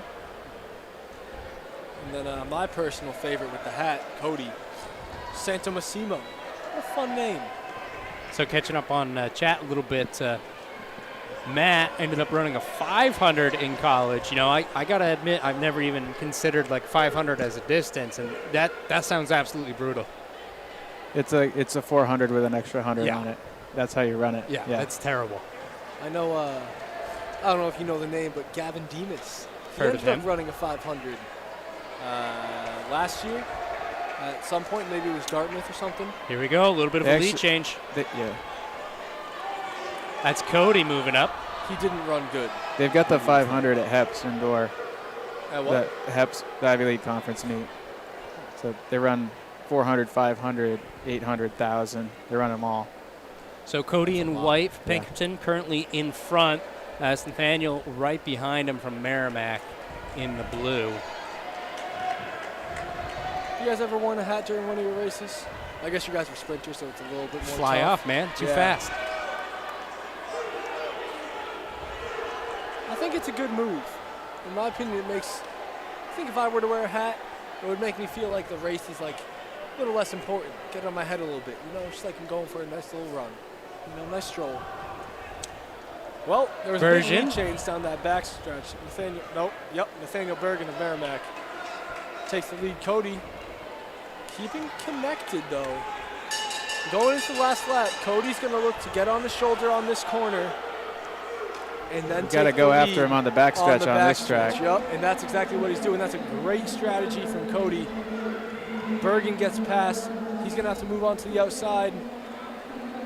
He's not going to have enough. Cody is going to win this race. With a great time. The backwards hat paid off in just over 250. Bergen coming in just over 251. 250.5 for Santamassimo of Merrimack. Bergen 251.5 of Merrimack. Cipriano rounds out your top three in 255. Then Rinaldi, Jeffrey, Skarupin, all under 3 minutes. Becht comes in the 3:03, and Whitley did not race. Well, Nick, just like you, Matt ran it at Heps. So there Yeah. you go. It's always a great race to watch. Did you run in college? Yep. Where'd you run? Ran over at Cornell. Nice, dude. Yeah, So had a good time. You're a smart cookie, aren't you? You know. Well, Cornell gets a bad rap sometimes because there are a couple of, most people don't know, but there are a couple of actual state schools within the university. Getting down here. I don't know what that means, if I'm totally honest with you. So all the other ones are strictly private, but there are a couple of state schools. So This race has the potential to be race of the day. Got Arzasa of Pinkerton, Sixton of Milford, Daigle of Pinkerton, Cody of Goffstown, a class runner, Lucian Gleiser, big fan of him, of Hanover, Logan Korthals of Milford, and Aiden Dowd of Pinkerton. Everybody just in that 250, 245 and under range. No one in the 230s yet. I think Lucian's going to look to change that.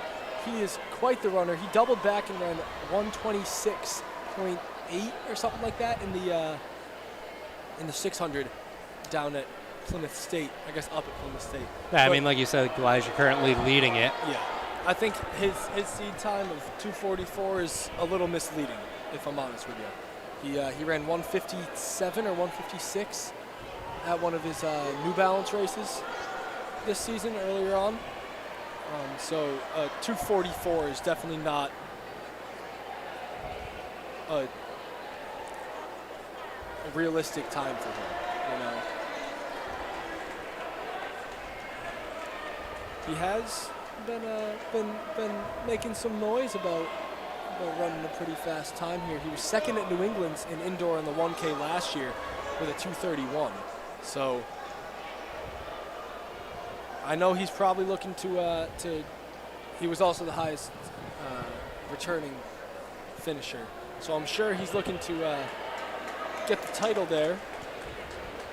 But Arzasa of Pinkerton looking to catch up. He passes Sixton. 2 laps to go.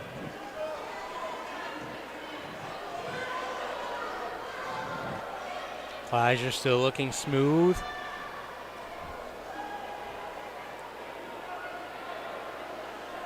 He's got about 12-meter lead. Do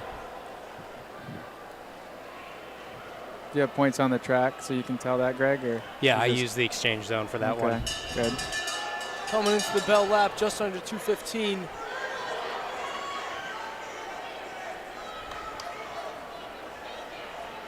They come in, what, around 237? I think 2:40. 240?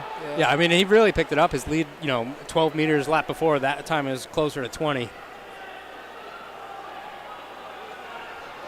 Yeah, Split the 239 and difference change. right there. Breaks 240 there. He is more than likely going to get into the fast heat of states with a 239. It's usually one of the top seeds, isn't it? I think so. Thousand always scratches down. I know him So- and Leno are going to have a battle in the 1K though. Leno was the top seed going into New England's from New Hampshire, but Gleiser ended up taking the lead over him.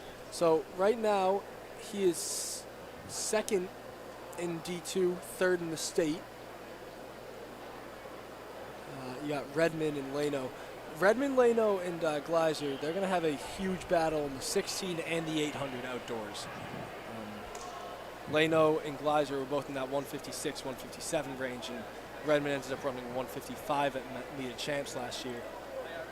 So those are going to be some interesting battles to watch out for in outdoor, as well as indoor. You're going to have the 1K, 15, and 3K for those boys. We move on though to the girls' 600 meter. Some may call it a dash. I think it's a dash. Call it a run. I don't know, man. You got Spack of Valley, Houston of North, Murdo of Co-Brown, Simpson of Hanover, Catriona Carter of Milford, Annabelle Lovett of Co-Brown, Meredith Caravan of Co-Brown in your first heat of 2.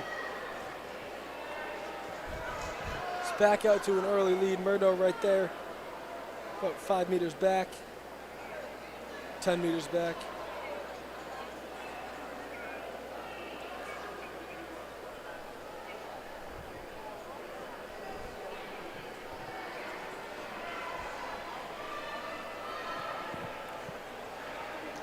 Someone lost a number.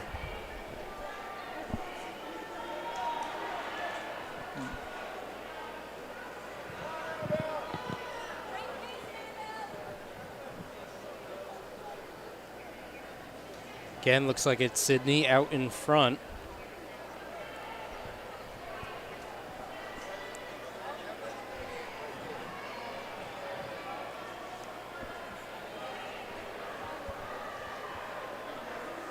Can see she's got a considerable lead right now.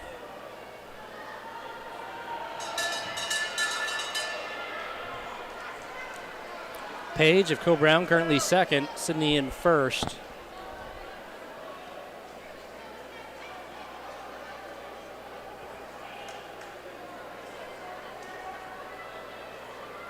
Sydney comes in with a 1:53 seed time. I think she'll beat that pretty comfortably. The last 40, 50 meters of this race could be tough. Yeah, at New England's. Another good battle for second. Looks like Skylar of North does end up getting the pass over Paige, who gets third. So 1, 2, 3 seeded, 1, 2, 3 they go. And we can see that on the screen now with SPAC with a 151.89. Houston, 154.53. Murdo in third, and 154.8. And then your 4 through 7 is Lovett, Simpson, Carter, and Caravan. You are definitely right. The last 40, 50 meters of this race can be a little brutal. Especially if you go out hard, you know? Yeah, I learned that lesson. I didn't really go out too hard in any of my other 600s. And at New England's, I went out in a 55, 54 high, and I ran out of oxygen. Well, the issue, I had never really felt it before, but I was trying to hold off a guy right on my shoulder who I just made the pass on going into the last lap, and with 100 to go, I just overheated, and I had never felt that before, and I was like, this is different. So that was rough, but you move on to your faster heat. You're going to have Charlotte Bodewin of Timberlane, Christina Juris of North, Darby Madden of Wyndham, Rosasa. It's got to be the sister of Jason in the 1K. From Pinkerton, Franck of Timberlane, Murr of Memorial, Carter of Portsmouth, and Baker of Portsmouth. It is Carter leading it right now. She led the first lap. It's a bold move. Continues the They're out lead hard. over Sarah of Pinkerton. But Juris is going to make it. Yeah, she made the pass, so as soon as I'm saying her name.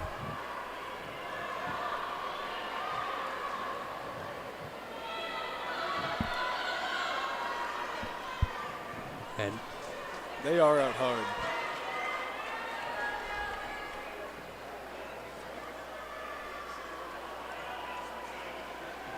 That's how you got to run this race, though.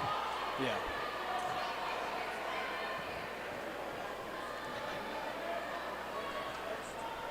Juris is looking to close that gap.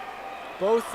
yeah, she's not going away completely. I mean, it's, Sarah went out real hard. Sarah's going to get the bell. They're both kind of in no man's land here, running by themselves. Some may say that's an advantage, but these two. I think someone's on the line. They're going to DQ. Who was on the line? We'll find out. I just saw a tooth get thrown up. It might be Juris. Great race, breaking 145 there. Are we going to see a DQ? Right now, it was number 8, but was it? That I saw, but I don't know. Well, your top 3, 144 from Rosasa, Juris in 147, and Carter in 151, rounding out your 4 through 7. 4 through 8 spots are going to be Bodo and Franck, Madden, Nur, and it's Baker in the 4th spot. Oh, here comes the official. Are we going to see a DQ? I heard Portsmouth. I think you're definitely number right 8, then. Yeah. Orange shoes. Baker, I believe. To be honest, I think I stand corrected. This boys 600 is going to be the race of the day. Looking at the heat sheets. Yeah. Kevin Brooks, who ran a 35.3 or something like that, he is running the 600 now. Now, he's normally a 1, 2, and 3 guy. So jumping up to the 6 is quite the jump. We'll see if he lines up. Your other top seeds, Reynolds, Binda, Beatty, Namula. Sorry, Namula's not racing. I was talking to him. Good guy. You know, I knew he was doing the 6. You know how I knew? How? Chris called it out earlier, dude. He's all over it. He even looks at the entries ahead of Chris time. called out Kevin was doing the 6? Or Yeah, Namula? way back. No, he said Kevin Brooks is in the 600. He said that during the 55s, man. Kid pays attention. This guy is a pro. In this heat, you're going to have Dukas of Wyndham. Whoa. Excuse me if I mess up your name, but I think it's Berard D'Angelo of Timberlane. Olgie of Londonderry. I think we need to have Nick say all the hard names. Yeah, because he's got the Hey, perfect everyone butchered excuse. mine for years, Yeah. so I'm not, you know. He's just getting people back. You got Sugianto of Merrimack right out in front. All of the runners in this heat, though, are within 2 seconds of each other. So really the 8 guy being out in front isn't too much of a surprise. Actually, it shouldn't be at all. He's your top seed coming in, even though he has the 8 number on. Little strange, but nothing wrong with that. So what do we say? Jordan's leading this, Aiden in second. Jordan is leading this. I think Although Aiden is in second's, second. Sorry, never mind. Dukas. Ooh, we've got a little bit of a pass going on. Dukas. Fun name as well. Top seed in this heat for a reason. He takes the number 1 spot. Oh, he's not, though. He's not? Jordan is by 0.15 seconds. Oh, excuse me. See where it's a little tricky there? Oh, look at that. You got 3 yeah. guys, though. You're going to have, who is that? Is that Oh, we got a Londonderry? good kick here. Aiden Olgie. Yeah. Can we see a sub 135 in this heat? I don't know. It's going to be close. 30, 31, 2, 3, 4. Just going to be over 136 there, I think. It's a few good battles, though. A lot of those guys, Good little race there. you know, they had some on a 136.5. race, so. My boy Jordan, Merrimack 138, and Dukas in 138. Oh, no, your top 3. Heat 2. Your top seed's going to be coming in at 132.86, which is Aaron Farrington of North, Twomey of Londonderry in second, Forrest of Merrimack, Briggs Catino of Portsmouth, Will Hart of Portsmouth, Dixon of Hanover, Bickford of Memorial, and Jacob Pincinci. How would you say that? Pincinci Yeah, that's probably right. of Somersworth. Whoever was writing that name in was very angry. With the all caps? Yeah. Yeah.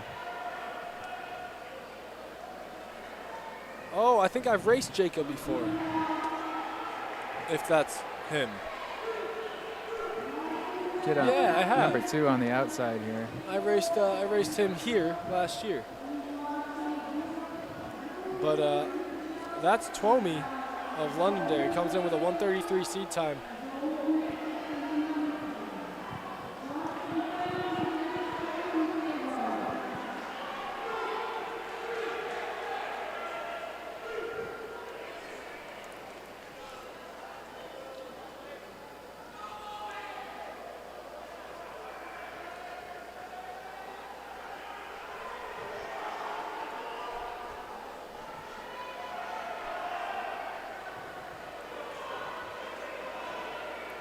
Right Got a now, pretty good it's- lead here, yeah. It's Twomey, yeah.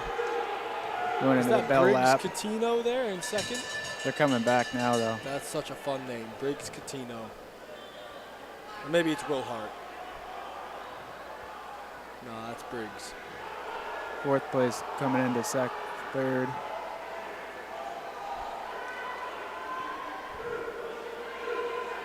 Could we see a sub 130 here? Not I don't think quite. so. He's slowing up a little bit too much. We're going to look at like a 132. Yep, just over 132 there. The rest of the field comes in over 133. It's going to be Twomey in 132.6. 132.7. And Catino in 133.3 rounds out your top 3. Is Hart of Portsmouth at 133.8. Moving on to what I think is going to be the race of the day. I'm very biased. I love the 600. It's going to be Kevin Brooks of Wyndham coming in with your top seed at a 127 flat. We actually don't know what he's going to run in the 600 because he hasn't run it before. But if his speed has any indication on how he'll run, he's going to run like a 123. So Reynolds comes in at a 127. Binda played all-star baseball with him a few times. Big fan of him. Pinkerton, Beatty of Portsmouth, Suchecki of North, and Bodewin of Timberlane. So Brooks, I think he's got to use his speed here. I think a sprinter, tell me if I'm wrong, a sprinter, no matter if you go out in a 55 or a 58, you're going to be just as tired after 400 meters. Not necessarily. Depends on your training. That's how I look at it. It depends. Is it an even 55, an even 58, or is it like, even. you know? Right now, Reynolds and Binda are having a bit of a battle at the front. Brooks is kind of letting himself just stay connected. He looks good. If you haven't run a 600, usually that middle lap is quite a challenge. I think Brooks is kind of letting himself get too comfortable. I think he can extend here. Reynolds, though, having a brilliant race. Binda's looking to stay connected. Reynolds has had a great season. Comes through at 104. This could be a pretty legit time. We could be looking at a sub 127 here.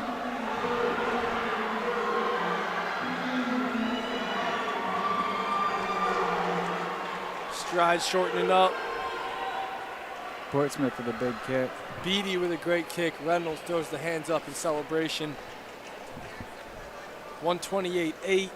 Beatty in 129.1. Suchecki of North in 130. Binda in 131.9. Bodewin in 132. Brooks in 133. These meets fly by. We're already on the 300s. Oh, we got another guy who ran at Cornell. Who? We got Matt Worcester. Wait, recently? I don't know. Not that recently, if I recall correctly. I would say you were there more recently than him. Okay. I could be wrong, though. Matt will let us know. What events? I think he did EPS just like you. He had mentioned that. I know, he had talked about automatically rounding the sprint time. That's something from back in my day. So we didn't have the whole FAT going on. Okay. That means he had Coach Taylor then. Probably, maybe. If it was any time after 2000. Got a couple of Cornell alumni in the building today. Yeah, go Big Red. We got 5 heats of the girls 300. Going to be 3 or 4 girls to a heat. First heat's going to have 3. It's going to be Teska Chukis, the freshman from Co Brown, coming with a 47.7 seed time. Hay Song of Hanover with a 48 flat, and Giselle Lewis of Goffstown with a 48.7. So you got 2 freshmen and a sophomore in this heat. I think Kachukis and Song are going to be right up there. So it's going to be, what's it going to be? You're going to, once you get to the line, you're going to have a lap to go? Yep. Yeah. And you're in lanes the entire race. So. Yeah, it definitely makes it hard on our cameras here. As you can see, Pat's a little bit stranded out there. So Pat can't see anything because they're in the outside lane. It's yeah. Not Pat's fault. Not Pat's fault, but. Got 2 in the seat. I don't think Kachukis started. Nope, lanes 3 and 4. No, it's just these 2. Song and Lewis.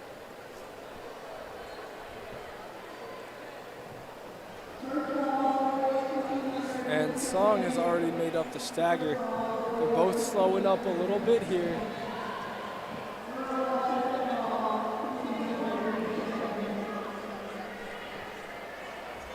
But Song is going to take it. Let's see if she can't PR. Oh, not quite. Good race, though. So Song with a 49.14, Lewis 51.37. Second heat of the girls 300. Gonna have 4 girls. We're gonna have a Scobie of Co Brown, Giordano of Milford, Wheelie of Pinkerton, and Wright of Wyndham. Molly Wheelie, Wheel. If your name is Wheel, I'm sorry, I like saying Wheelie a little bit better. So I'm going to be saying that until I get corrected.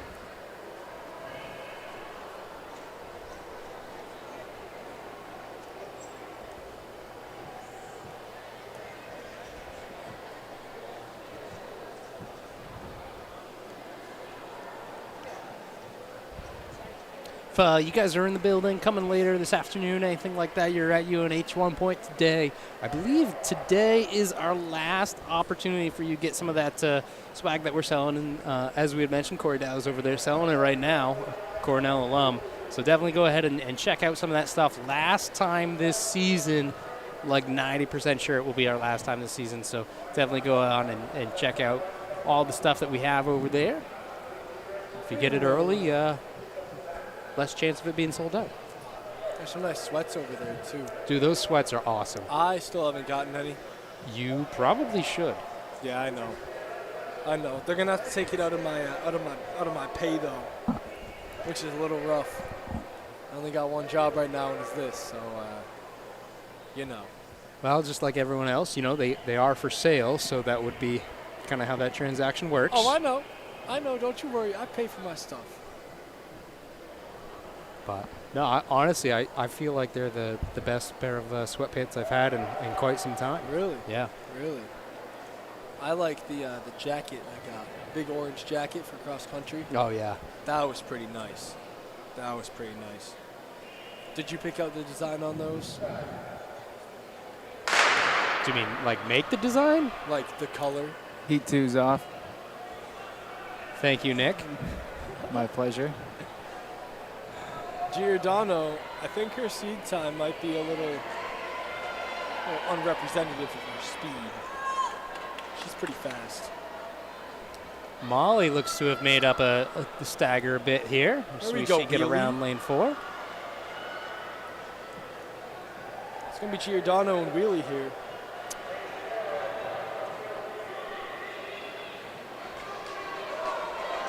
Oh, it's going to be a tight battle. I think Giordano's got it, though. Yeah, she made the pass right there. And she's got plenty left, and she's going to go ahead and take heat number 2. Good little race. She was your top seed coming in. 45.85. Second seed. So that's a good little time there. I wonder if Barbara's in this race. Oh, she is. All right, that'll be fun. Yeah, she's the top overall seed in the 5th and final heat. Yeah, so she came in with a 47.03, and she just ran a 45.85. I did say it wasn't representative That's, of her speed. She's fast. That's pretty good. You got your third heat of 5. You got Sylvia Guaracino of Portsmouth, Allison Fry of North, Lily Patterson of Portsmouth, and Nora Brio of Pinkerton. Nora, I think, was in the 55 finals. That Sounds right? familiar. Tends to be a lot of overlap between the 55 and 300, or 55 hurdles and 300. Yeah. Those are the only two that they let the sprinters have indoor, you know. Well, I think You get your long jump, your high jump, your relays. Fair enough. I think more sprinters should do the 55 hurdles, then go and double back to the 55 dash, then go and triple back to the 600, then go and quadruple back to the 300. That'd be a good workout. 6-3 double here is tough because they're back to back. Yeah, that's true.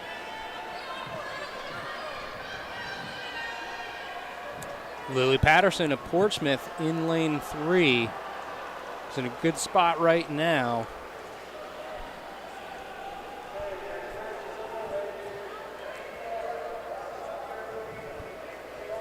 In a very good spot.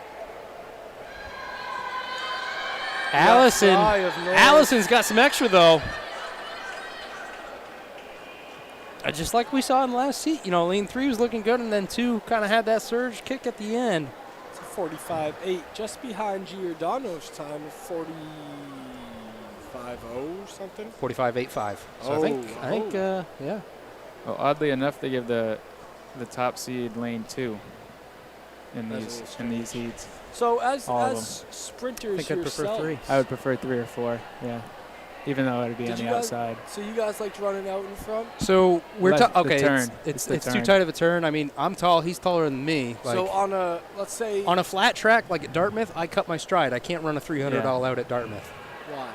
it's too tight of a turn. So let's say you're on a 400 track, outdoor track, and you gotta 400. I'd rather 400's be not in an 2. issue. Yeah.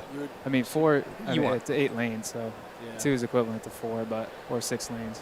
But So you guys like chasing or I like chased? to know where the people are. So for 400, I'm fine with lane 2 or lane 3. I didn't really. I mean, it didn't really matter too much. You would just As win I the used to race tell the anyways? athletes, the 400-meter world record was set out of lane 8. So Right. but I mean, that's one of the things. Benefit of lane 8.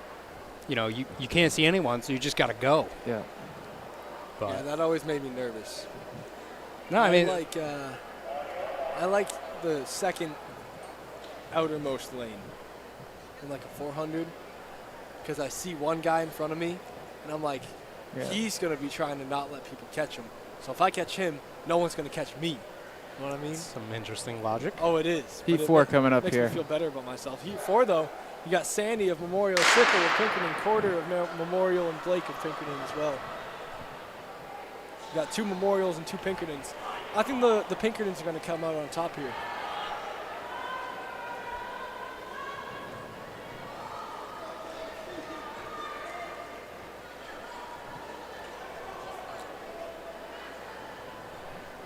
Isabella in lane 2 has made up the stagger pretty well. She's a bit further along than what we've seen in the previous 2 heats, so I think right now she's out in front. Got a good look here. Oh, yeah. Comes in with a seed time of 44.81.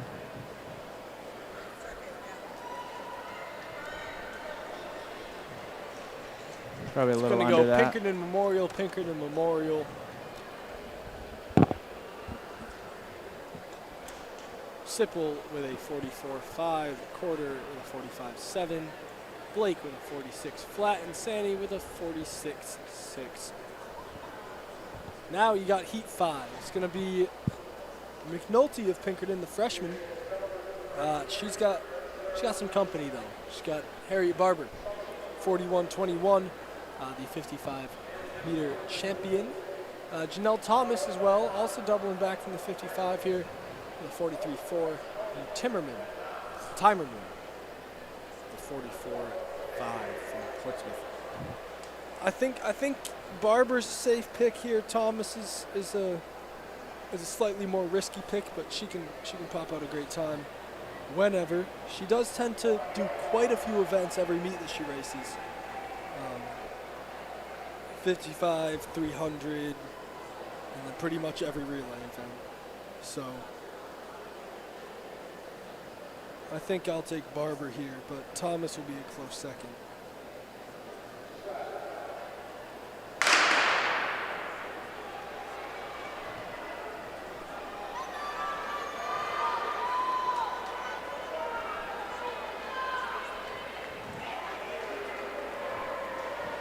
Barber's made up the Oh, stagger. my goodness.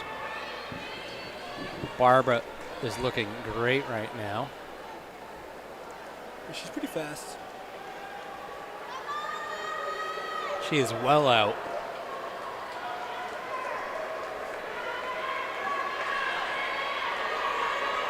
Harriet Barber finishing straight. Not quite sub 40, but definitely sub 41. 40.62 on the UNH track. That's impressive.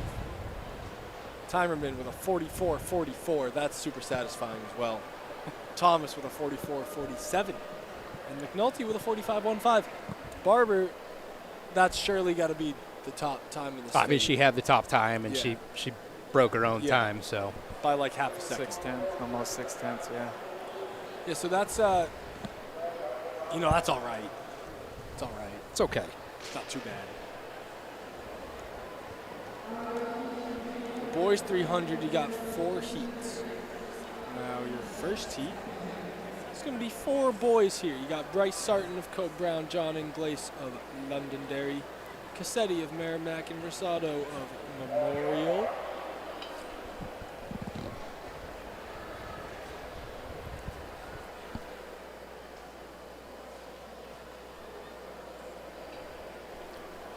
First command given. Guys getting settled.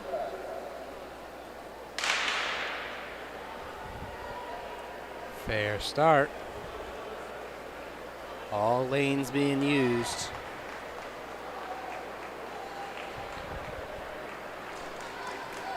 I think that's Cassetti's out pretty good. Had a bit of a trip on that turn. Inglace also running well. Yeah, Inglace is going to get him here. I'm going to say he doesn't. Never mind. I mean, Inglace is already in front. Yeah, he was in front of up here. The top of that turn. Oh, wait. Never mind. Sorry. Inglace in lane 3 is going to take heat number 1. I'm sorry, in lane 2. He takes it with a 40.43. Not quite a PR, but right about there.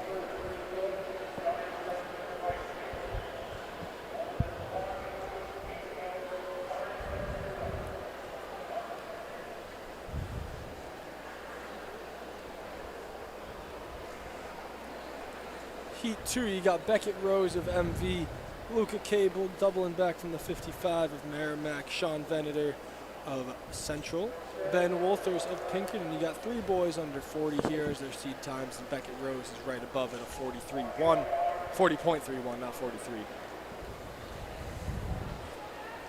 Gotta clarify sometimes.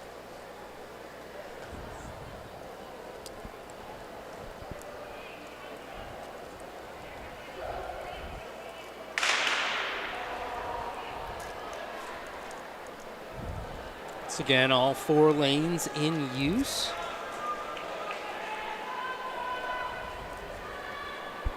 Lane 3's out.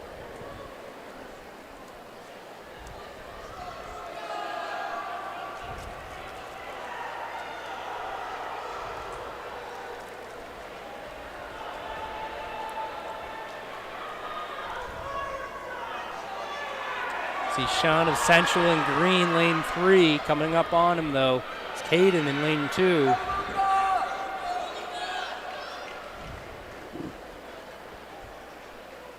It is going to be Caden Gagne of Central taking heat number 2, 39.49.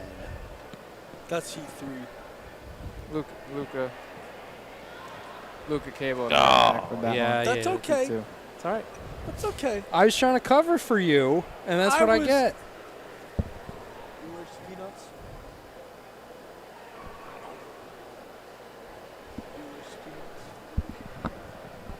I was opening up my Go Macro bar. Shout out Go Macro bars. Which, of course, is a pleasant reminder that there's no eating inside the UNH facility during these high school meets. Well, I was just opening it up to get the airflow to the Yeah. bar. You're going to eat in between meets. I got you. Yeah, I wasn't eating it. I mean, come on now. I wouldn't eat inside the UNH. Paul Sweet Oval, baby. We got heat 3, though.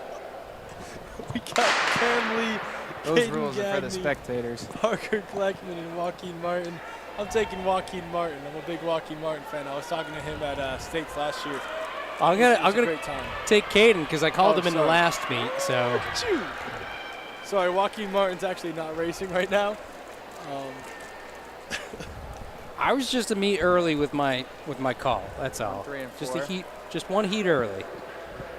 That's Gagne. You were right. He's running pretty good.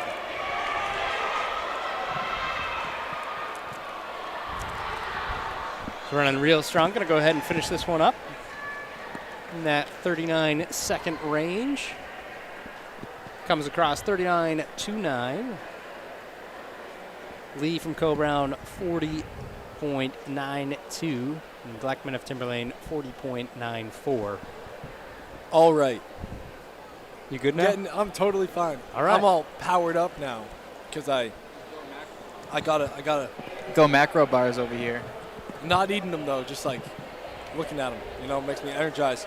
Anyways, we got heat 4. You're gonna have 2 Trinities, Hanover and Timberlane. You are gonna have Rear Adokpolo of Trinity coming with a 38.76 time. Your other Trinity boy is gonna be Nehemiah Oyerombi, the 55 winner. He's seated at 38.33. Now Bradley raced him in the 55 today. Bradley's a little bit more of a long sprinter though. He comes in with a 36.68 seed time, easily the fastest time in the heat or in the race. I feel like I'm looking In for the dash? I feel like I'm looking for The a 300, the heat. I'm looking for a more like profound word, you know. I can't find it though. So in the heat, it's Bradley. Well, they're And off. Savage, my boy with the mullet, 38.55. So also a big Aiden Bradley fan. I love those Hanover boys. He's running pretty good. Oh, your Roby's already made up the Sager Wow. on Savage, but Bradley can pretty much hold his speed for about 400, 500 meters. So I would assume he's going to win this heat because Oyerombi's looking to slow up right about now. They're even right now. Hard to see on screen. Give it a second. There they Yeah. are. So Oyerombi definitely better in that short sprint distance, but Bradley is a very good long sprinter. And he just showed that in 37.6. You've been paying attention this season. Not really, to be honest. Actually, no. I have been paying attention. You have been. I just know a lot of these guys from last year. I always used to get Aiden Powell and Aiden Bradley mixed up. Sure. So I still call Aiden Bradley Aiden Powell. And Aiden Powell Aiden Bradley. Hey, some 1500s coming up next. 1,500, great little race. We got how many heats of the girls? We got One. one heat of the girls. What a fun race this is going to be. You want to read off those names for us? We'll wait. He's just got to load it, that's all. He's just loading it up. Yeah. Loading. Yeah, so, one heat. We have Bedard of Pinkerton, Chloe Carter of Portsmouth, Elliot Krantz of Memorial, Madison Geddes of Merrimack Valley, Aria Deeb of Hanover, Samantha Perrin, Co-Brown, Mary Bergeron of Co-Brown, Jacqueline Anderson of Hanover, Harper Labonte of Londonderry, and Francesca Ferguson of Co-Brown. Top seed comes in about 12 seconds ahead of the next seed, 518's Gabrielle Bedard of Pinkerton.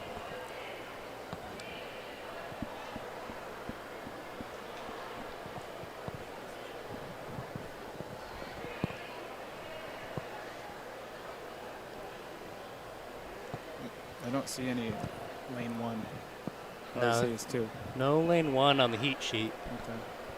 The difference from top seed to the bottom seed, within about 40 seconds. Yeah, we could have some lapping going on.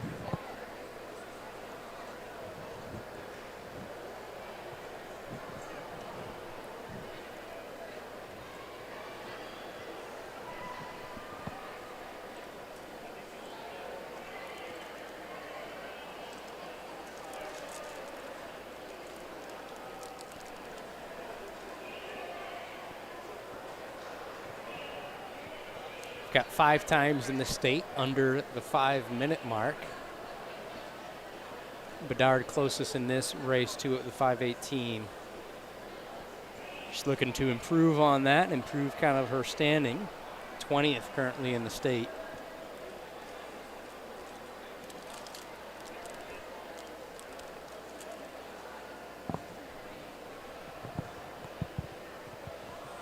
She ran that 5:18 back January 7th, so a couple weeks ago. We have about That's a good little time. 9.5 laps. Is that right? Good math. I think. Actually, 9 plus a little bit more. Fair start. Can see she's already jumped out in front.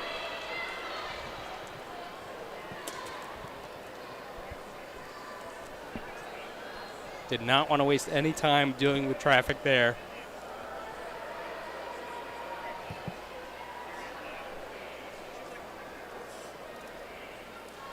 Again, that is Bedard of Pinkerton out in front, the sophomore.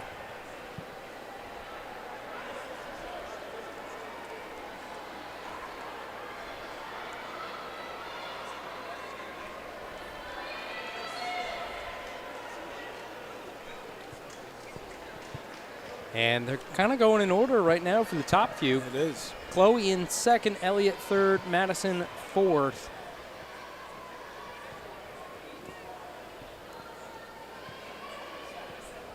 I don't know, the mile/15 has always been a little tough for me to get a handle of, you know what I mean? Like, you can't not go out hard, but you can't go out hard. You know what I mean? It's a little tough. 7 to go for Gabrielle. She's got about 12 seconds advantage seed time-wise over second place, or second ranked. So as we anticipated, she has gone out solo, and we can take a look back at our battle for second. This one could be a little bit closer. Seems to be right now Carter being challenged. It's Krantz on her shoulder, I believe. See them showing 6 laps remaining. Shout out this guy. I don't know who that guy is, the guy in the orange right there. But UNH track. Someone from UNH track. Yeah, I know that much, but he's been at like every meet for like 3 years. Good for that guy. He's a lifer. Good help. Just loves it. Yeah, he loves track. That's why we're here, right? I'm here only because I love track. Exactly. Same. I wake up at 7 in the morning on Saturdays That's late. because of how much I love track.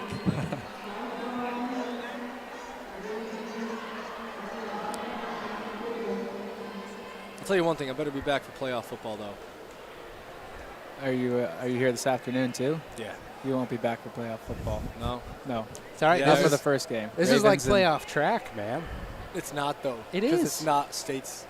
Yeah, but It's not it's playoff. qualifying. Yeah, if you don't reach a certain standard You already here, have to have qualified to get here, so we're in the playoffs. So in my humble opinion, I only think it's playoff track if I'm competing in track, you know? And I totally screwed myself up for the next like 2 weeks. I was supposed to race at Terrier. Yep. Admissions closed last night. So I get back from my track workout. I was working out here. I get back at like 10:30. Admissions closed at 8. Who closes them at 8? Who does their workouts at 10:30? Well, I had to wait until people were off of the track, okay? Admissions, Or registration. for the registration. meet, Yeah. Email the meet director. I can do that? Yeah. Oh. It'll be a I'll do late. that. There's a late fee, but Oh, it's $100. yeah, no. But I But can you can still get do in. it. Yeah. Yeah? Usually, yeah. I'll email them. Maybe. I'll Sometimes let 'em know. those BU meets are big. I think Oh, they're a little bit Terrier's smaller now, huge. though. Now that New Balance is open, Yeah. so I think they might have trimmed the number that they have. yeah. Well, a lot of schools. I mean, it depends. Division III programs. Bedard sometimes- coming through. She has 2 to go. Well out in front, we see this pack of 3 right here. That is your second place battle, much closer. What a fun race. And again, there we go. Thank you, Patrick. Gabrielle Bedard. Lap and a half remaining for her in this 1500.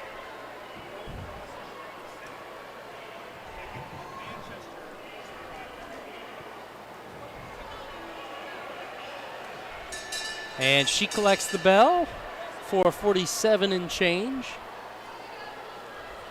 I love that there's a bell. I love when there's an enthusiastic bell. You know, you want to let the building know what's going on. Yeah. No, you're right. You're right. Now, is that second or is that someone who's got passed? That's first. She passed. Yeah, Okay. Yeah, I mean, Bedard is first, and she had just passed some lap traffic.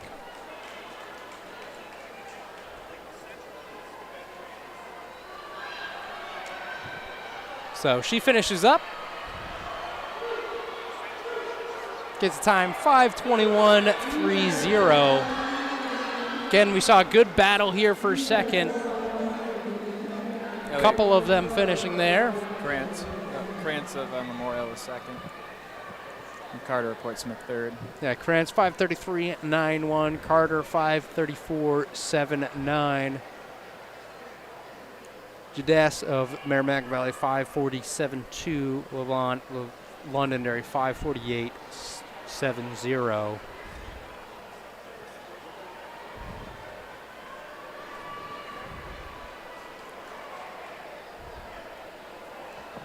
tough race. Tough. I feel like 1,500 in this facility is hard to do. Doesn't seem fun, I'll be honest with you. No, I'd much rather have the 200 track available because, again, 15, you don't care about a bank, right? Yeah. I wouldn't know. But yeah. No need to care about the bank in the 15. I think on the boys' side, I think we're looking at 2 heats of it. Oh, we got Max LeMay, baby. I'm a big Max LeMay fan. He said he was going to win the 15 from the slower heat.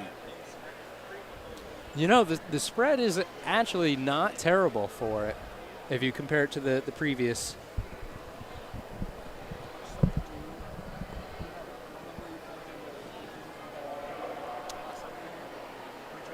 Okay, guys take the line. And they're off. Heat 1 of 2. Our spread here from Max LeMay 434 down to 447. And LeMay right out in front. Who's that? Who's that from Pinkerton there? That's Logan McDonald.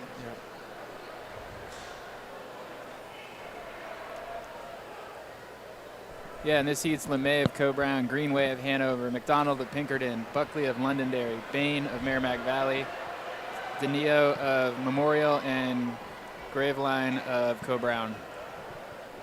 You must know him too. It's Gravelin. Gravelin? Yeah. Pardon me. I do know him. Pardon me. It's all right. You get the forever pass, okay? Although you probably didn't have as much commentary for your races, so. No, they didn't used to do this. No, I was still in college when you were. 2011. Yeah, I was in college when you were running, so I couldn't. That's right. Where did you run in college? You ran over Yeah, a little bit. at Keene.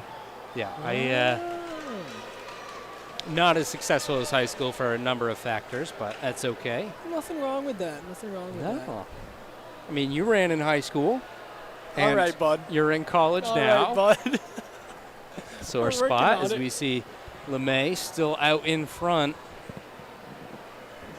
Yeah, we're working on that right now. Yeah, I visited Monadnock a couple of times, helped out at some practices while I was in college. Did you? Oh, yeah. Did you smoke this guy? That's where they used to train, Yeah. Where is Monadnock? next to Keene. It's in Swansea. LeMay might be Couple getting hours caught from here. here by McDonald. Couple hours? From here, yeah. Yeah. Really? Yeah. Yep. Especially on a bus. New Hampshire does not have east to west roads that work You well. take Route 4 over to 93 to 89 to Route 9. I'll be honest with you. I was talking to my mom about it as LeMay gets passed. Yeah, McDonald taking over. Like she always says, like all these roads and stuff. I don't know them because I just follow the blue Follow line the GPS. that tells me where to go. We didn't when I have put it those in when I Google was young, Maps. so Yeah, no, that's what. I think there's definitely a disconnect. 'Cause my mom would be like, just get on 93. printed out MapQuest. Yep. You don't even know what MapQuest I don't. is. I don't. Yeah. Gravelin looking to make the pass on his teammate LeMay. That just tells me if Gravelin can maintain, he's having a good day. Gravelin has improved so much in the last year, even. That can happen a lot. You know, boys tend to 10th grade to 11th grade. Mm-hmm. Big changes. Yeah, cross country season. I'll be honest, he wasn't looking too hot his last year. This year he put in the work in the summer, winter, and spring, and he's improved so much, become an integral part of that team. And at this point, he might be looking to catch up to McDonald here. Yeah, I mean, for cross country, going over to Northwood Meadows and running up that You ran that up the hill, Meadows? right? Oh yeah, Mama Mo? Mama Mo. Yeah. I'll be honest, I've never even ran the old Mama Strava Mo. segment on that one. And you keep going up to Saddleback, right? Honestly, I have no I think idea. so. I believe Two to believe that's go? what it is. 2 to go here, as Greg said. I know that all I'm the getting cross country distracted. boys used to talk about it, but I was a soccer guy. Ah, Yeah. I was very close to running cross country my senior year, though. And then shout out my guy Sean Green, who works over here at UNH. He convinced me to play soccer, even though he's a track guy. Here we go, McDonald into the bell lap at 4:08. Gravelin and LeMay are going to be battling it out for second.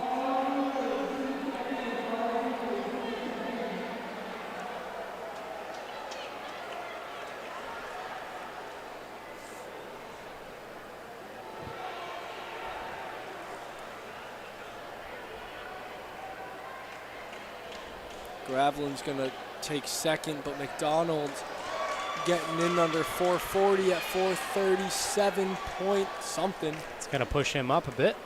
Gravelin just over 440. LeMay at 441. Nope, 442. McDonald 437.58. Gravelin 440. LeMay 442 to round out your top three. And then you got Greenway, DeNeo, Bain, and Buckley rounding out your 4 through 7 slots. You move on to the second heat of 2, the faster heat, some may say. Actually, never mind, it is just the faster heat. But you got some guys in here. Doubling back from the 1K, Lucian Gleiser comes into the 15. I don't see him out there, though. Is Lucian Gleiser not running the 15? I don't think he is. I don't see Well, I mean, him. he just ran, right? Oh, he did run the 1K, but Yeah, just double entered, scratching this. Yeah, it looks like Nolan Peters at Portsmouth's first on Nolan the Peters line. is your top seed. Owen Davis, Andrew Valentino. He ran the 3K earlier. Yeah, he's still racing. Sean Hayes, Luke Kerouac, and trainer Mayo. Kerouac ran 4:31 outdoors last year as a sophomore, so he's pushing the pace pretty early. And that's gonna be Nolan Peters right there in second. Both juniors.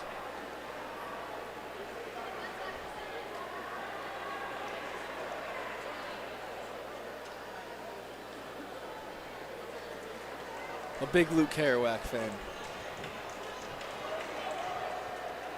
You're a big fan of everyone Co-Brown.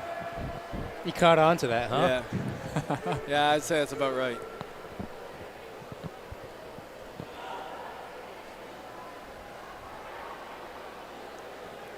I feel like I remember the first time Ben was on the mic. I thought it was going to be his last time, just how much of a homer he was. To be fair, Gavin ran 152. You know exactly what I'm talking about. Of course, I knew it in the moment, but I was so excited. My teammates ran 152 at the home invitational. Black Bear, Yeah. good meet. States was there, Greg. Outdoor. Actually, you might. Yeah, after I was that- left. That was the year after you left, Yeah. right? It was my sophomore year. Yeah. And sophomore and junior year. Yeah, I had junior, senior at Merrimack Valley. Yep. I forget where it was before that. So freshman year was, Merrimack Valley. I remember that. Yeah, you're lucky I didn't talk about Co-Brown more that day. Gosh. You couldn't have as we get a lead change here. Nolan Peters takes the lead. And that's going to be Valentino right on Kerouac's shoulder there. See these 4 breaking away. I don't think it'd be the best move for Kerouac to make another move here and They all look pass him pretty right comfortable. back. They do look pretty comfortable. Classic 1500. Yeah, a little Maybe we'll back and see. forth. Kerouac takes the lead back. Now at this point, you get the move made on you, then you make a move. You can't let another move be made on you. You know what I mean? Just can't happen. Just can't happen. Kerouac's gonna have to put the hammer down. Peters Yep. does look like he's struggling a little bit. 4 to go here. We got 640 meters left. Nice math.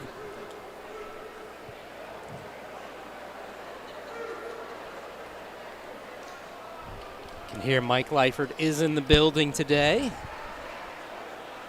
Get those classic move calls going. Move, move, move. Clearly talking to Nolan Peters. Whenever he gives me some of those move calls, I get invigorated, man, you know? Oh, we talked about it a few weeks ago.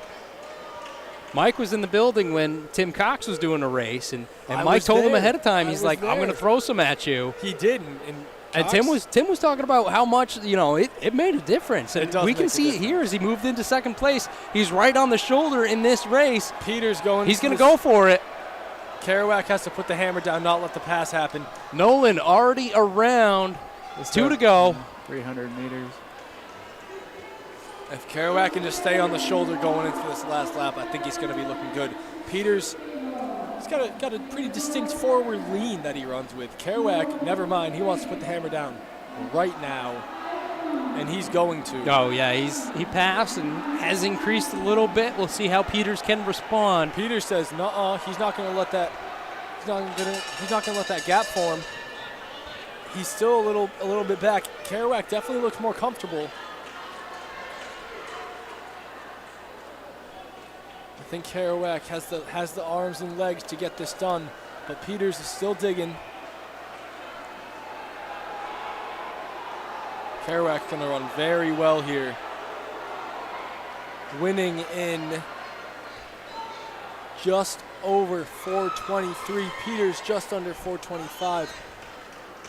Kerouac Mayu in improves his third. seed time. Kerouac with a 4:23.59. Peters just over 4:25, and Mayo. Is that Mayo? I would say Mayu, but Mayu. that's You Zink's guys name. say Mayu. That- you know I'm Zink? gonna So say we- Mayo. Do you know you know Zink? Coach Zink? Yeah. His name used to be Coach Zink Mayu, Why? and then he shortened it when he got married. How do you know Zink? I know Zink. I know all the old You coaches. got to all the old understand that coaches. like Nick is pretty well versed in his New Hampshire track and field. There's a reason I'm okay. Like we invited him on today. Yeah. Yeah, I'll be honest. I saw him standing over there. I'm like, who is this guy? he knows his stuff. Hey, 1500s. They're in the books, guys. Relays. All of the individual races are over. We got relays now. 4x4s up first. How many heats do we got? I bet you in the girls we have 3 heats. He's looking I right can't at it. believe you had that. I can't believe that. That's crazy. I mean, I think it would be even crazier if you told me who was in the first heat. First heat. Well, it's on the screen for everyone right now. You can see it's Merrimack, now Wyndham, you and ruined it. Londonderry. You ruined it. See, if you had announced it, you would have messed it up.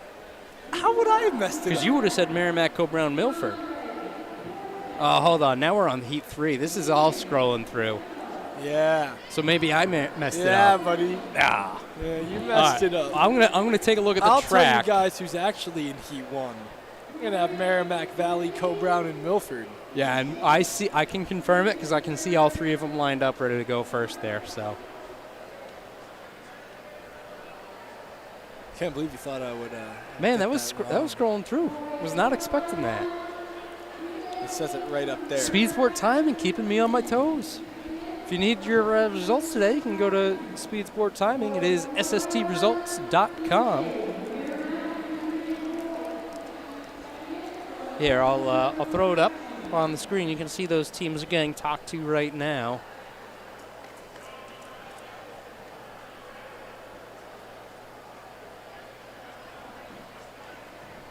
Are you looking at yourself on screen? You waving to yourself? Nah, it looked like you were.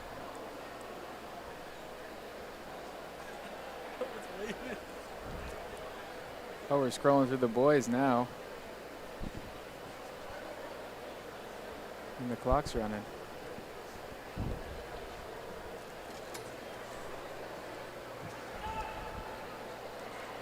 You know what today is, Nick? What's today? It's a good day. I was going to say it's a great day to have a 4x4. Oh, okay. Well, who's our fourth? Davio? Man, I'm out. I'm out. I have 3 pairs of spikes and my Yeah. streak flies in my bag. All right. Four What by size? 4. Patrick, you're 11 coming and a half? down, and we'll find Davio because I am not doing it. I don't want Pat. Pat would run like a 75. I'm all All right. set. Do you know what I would run right now?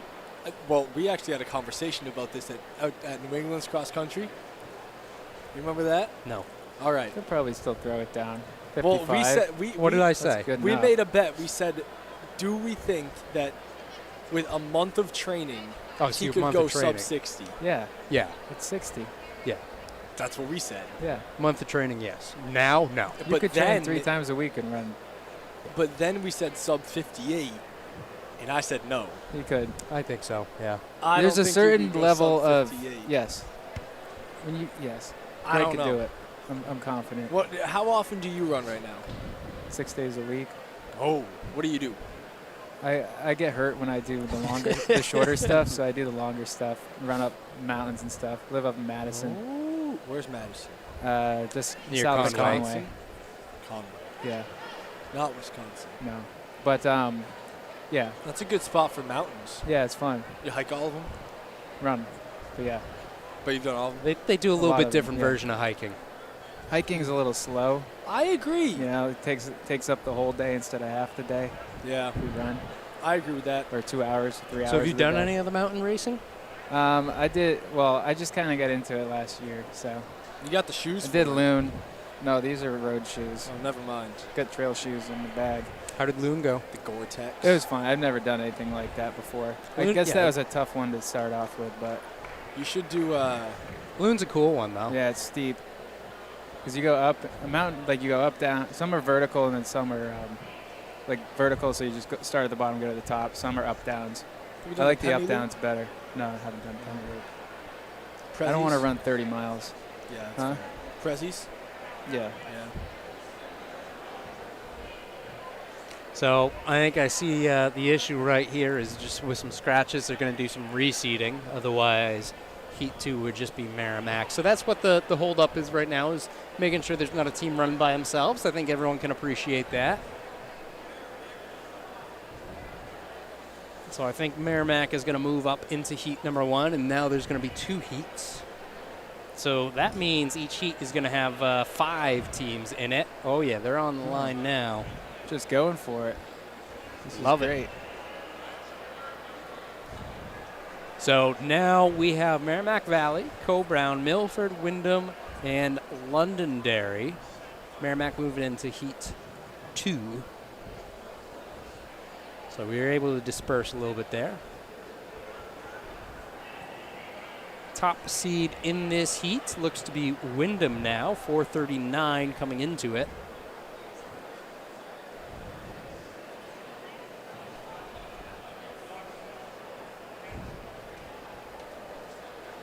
Yeah, Nick's fast enough. If he did a little bit of training, he'd be, I would say. I think I could still run 55. I was going going to say 55. Really? right now. Yeah. Yeah.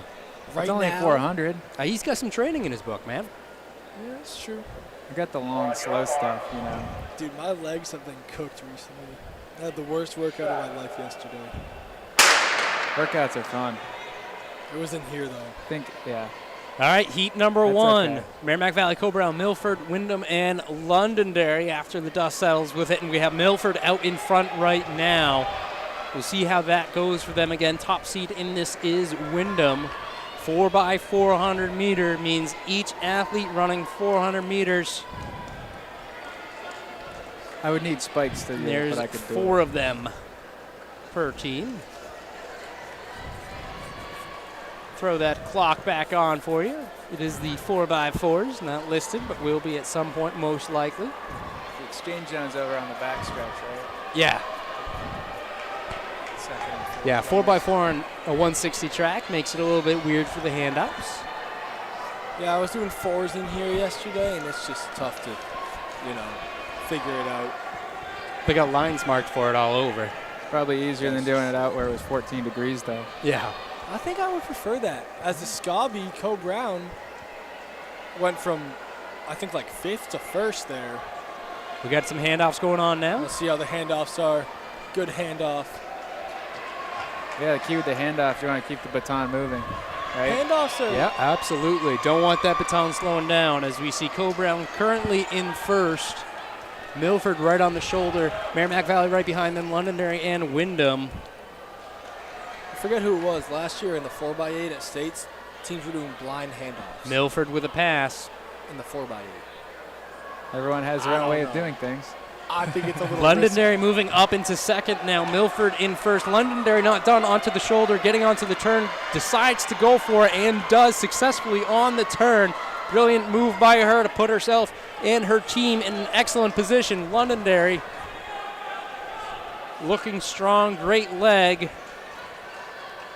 Increasing that gap there over Milford.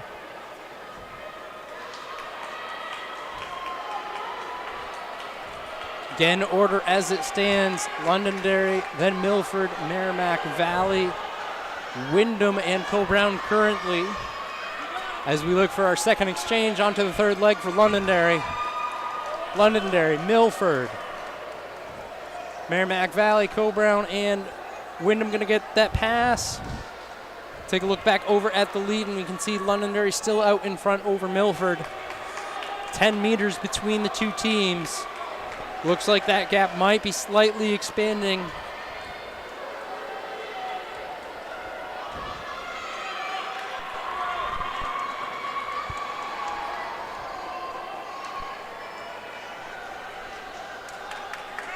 Co-Brown in third. Good battle for fourth right now as Wyndham does make that pass.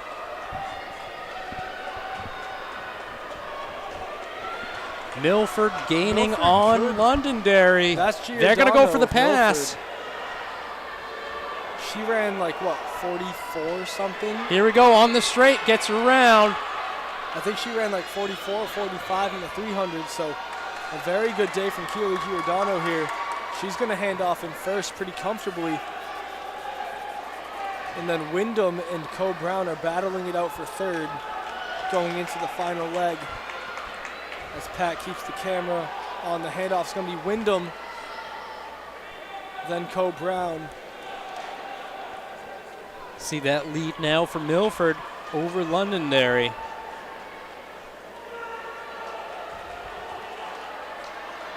They've been back and forth.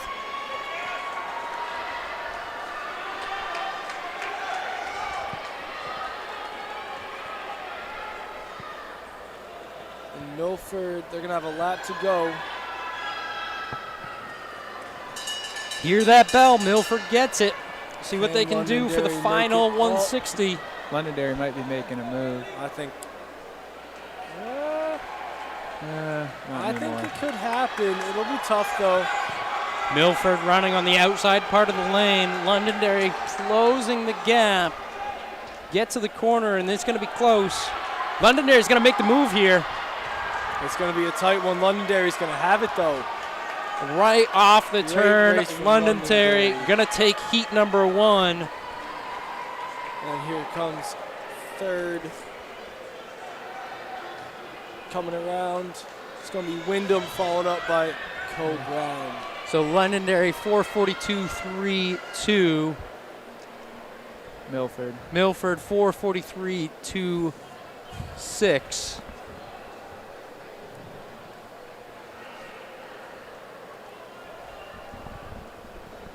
So we can see heat number two now getting positioned.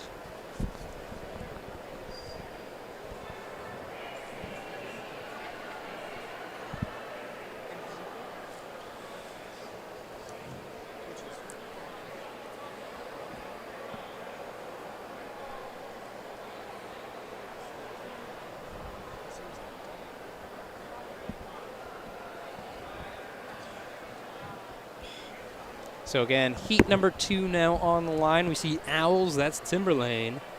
Astros, that's Pinkerton. Titans, that's Nashua North. I'm sensing a trend. The Big P, that's Portsmouth, and then Merrimack, I believe, probably says Merrimack. Yep.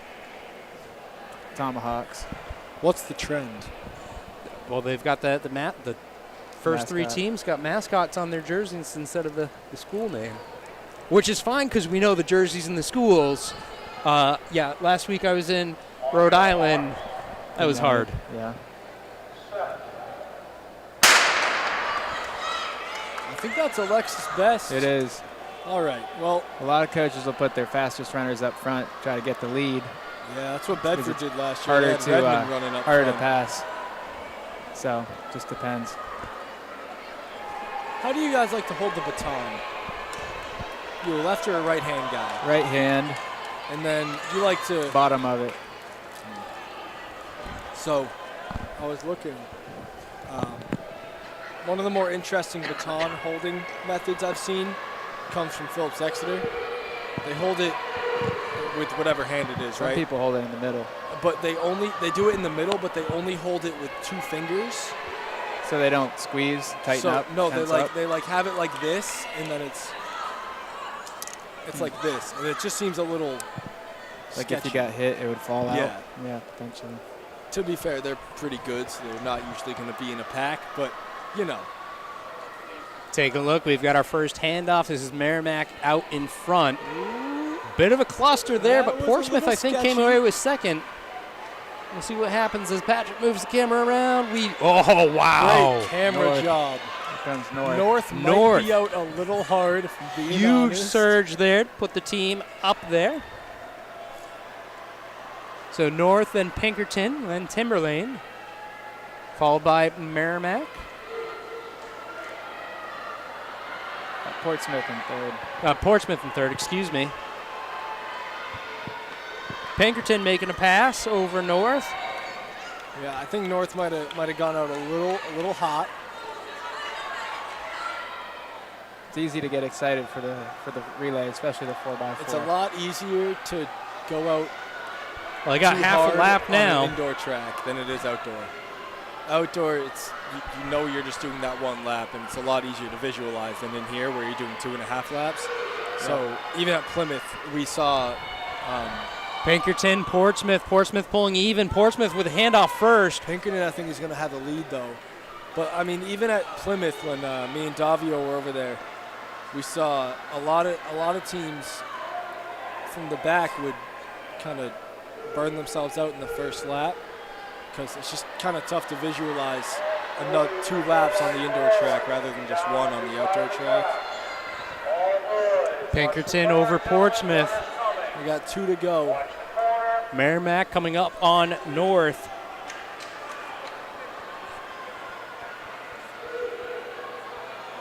Portsmouth going out wide. Goes around.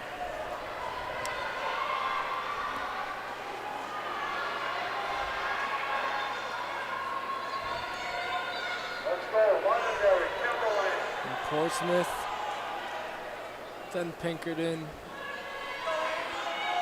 Merrimack, then North. Merrimack just gets passed up by North. Again, get a little excited in the first. Portsmouth, final leg out in front. Pinkerton right there in the mix.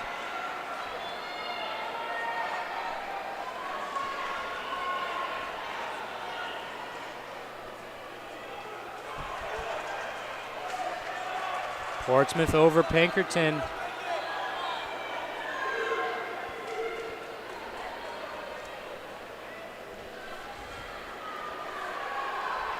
Pinkerton has closed that gap, getting up to the shoulder, although Portsmouth responds and surges. Coming up, 1 to go. Portsmouth with that bell, 160 left. Surge continues for Portsmouth.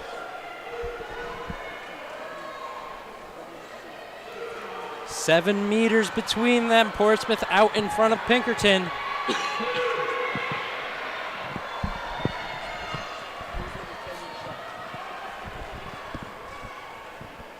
About a 4:17 there. Great race from these D1 teams. I believe that was an all D1 heat, was it not? I believe it was. That's interesting. So Portsmouth takes that. 4:17.83. Pinkerton 4:18.93. North 4:22.46. Merrimack 4:29.71. And Timberlane 4:30.93. Next event on the track will be the boys' turn for the 4x400. Going into it, we have 3 heats, but as we saw, reseeding is an option based on scratches. Looks like Wyndham is here, Londonderry's here, Timberlane's here, Merrimack Valley is here, and Memorial is here. So I'm going to go ahead and say heat number 1 looks like is going to stay as is seeded.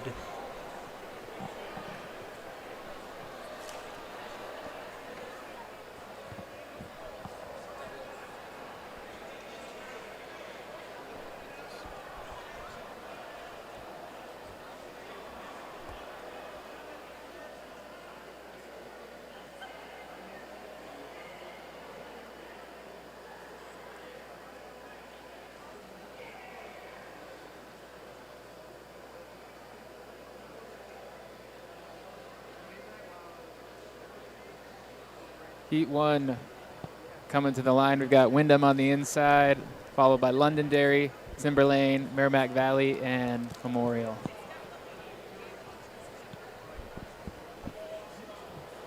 Barrel start.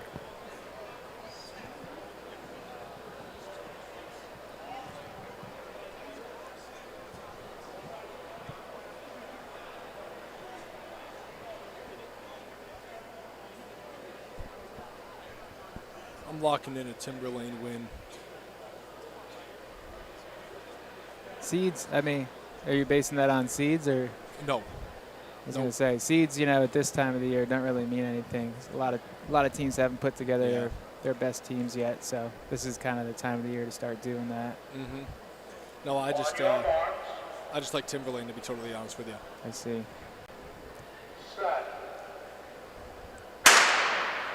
And they are off. Timberlane out hard. Followed by Londonderry, Memorial, NV, and Wyndham.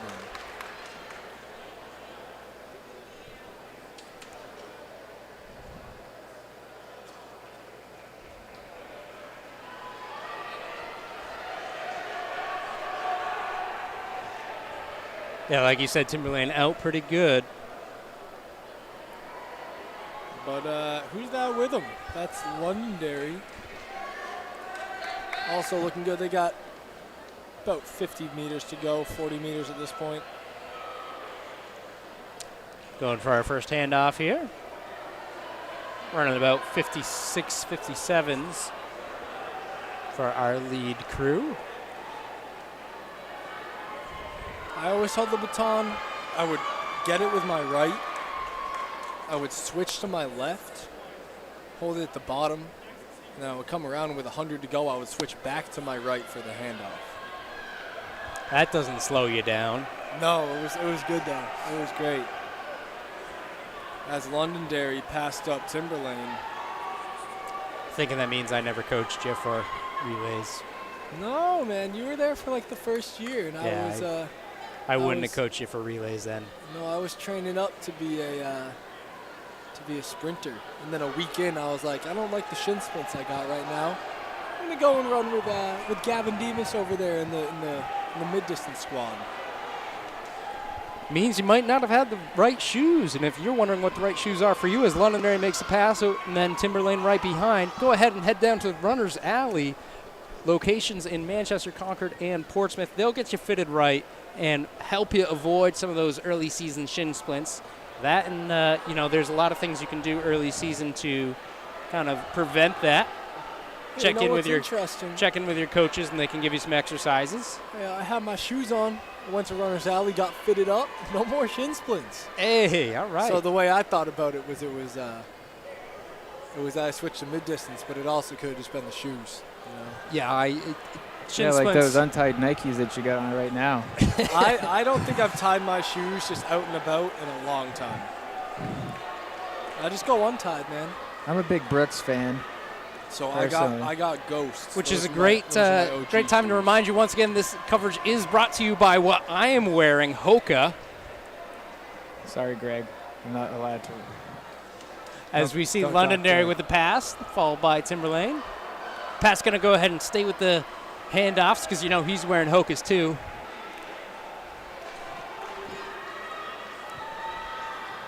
I've been seeing a lot of people wearing the Ons recently.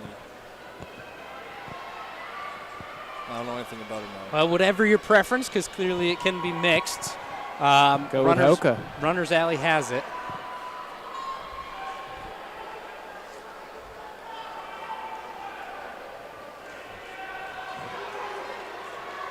I don't think I've worn anything but Nike since I had my first pair of running shoes. Well, that's why you got shin splints. Yeah. You think so? Yeah. I like the Infinity Run. We'll talk about it after the meet. Yeah. Timberlane closing in on Londonderry. Brilliant race. They're making this a good race. Here we go. Oh! Timberlane with the pass. Timberlane takes it, throws the hands up in celebration. with a time of 3:58 and change. 3:57.83 for Oh, pardon me. Timberlane. Londonderry 3:58.16. Memorial 4:07 even.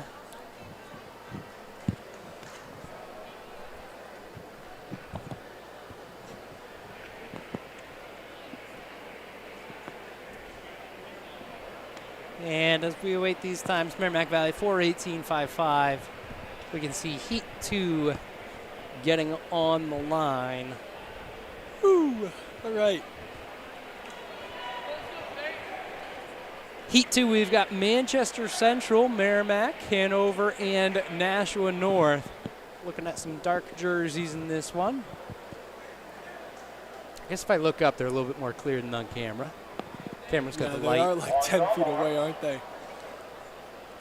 I like Hanover's jersey with the big bow. That's newer. It didn't, well, at least in the last 6 years. I didn't see him last year even. I'll take a look. I'll let you know. And North is out in front. Merrimack coming on hard.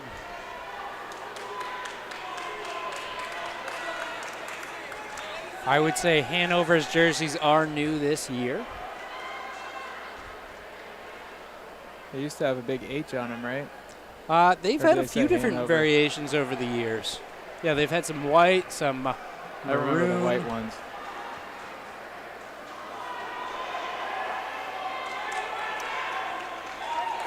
If we take a look, it's Nashua North in front of Merrimack, in front of Central. In front of Hanover. And North coming around, handing off first. Good handoff from North. If you say so.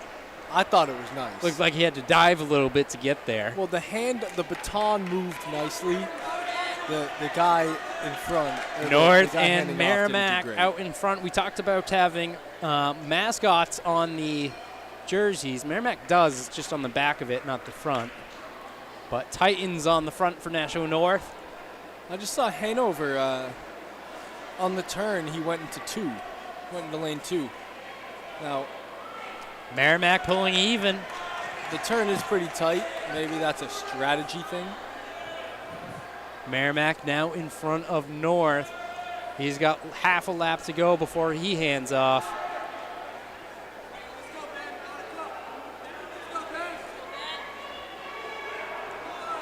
I think one of these guys' name is Ben. Merrimack, North. Merrimack just had a really good hand. Central's going to get it. Yeah, 2 hard steps, then Yeah. look back. It's the way to go. Merrimack still out in front. North, I like that headband, though. I think that headband's going to get him like a 2-second PR in this 400 here. Closing it. He's got a long stride. Take a look at them on the turn. Looks like North is out in front now. We got a lap.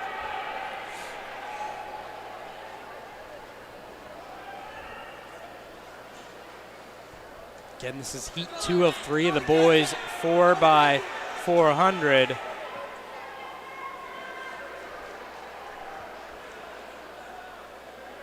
North gonna be over North. Merrimack going into the handoff.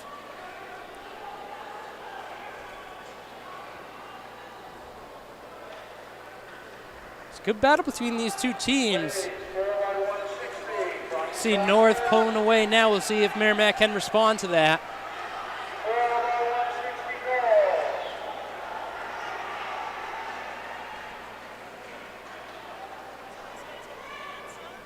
Again, this is the final leg for heat number 2.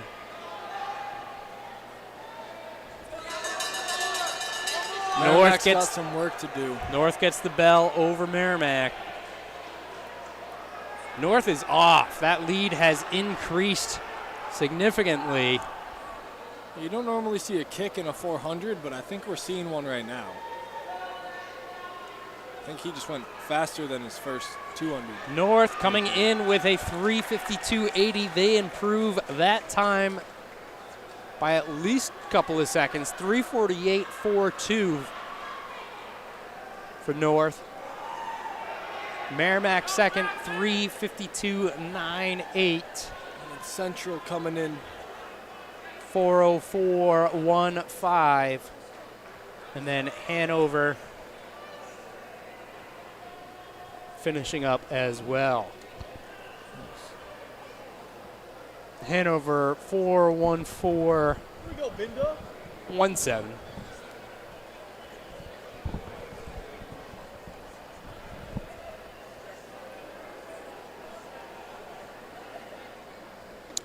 Heat number 3, as you can see the guys on your screen, we're looking at Portsmouth, Pinkerton, Co-Brown, and Milford.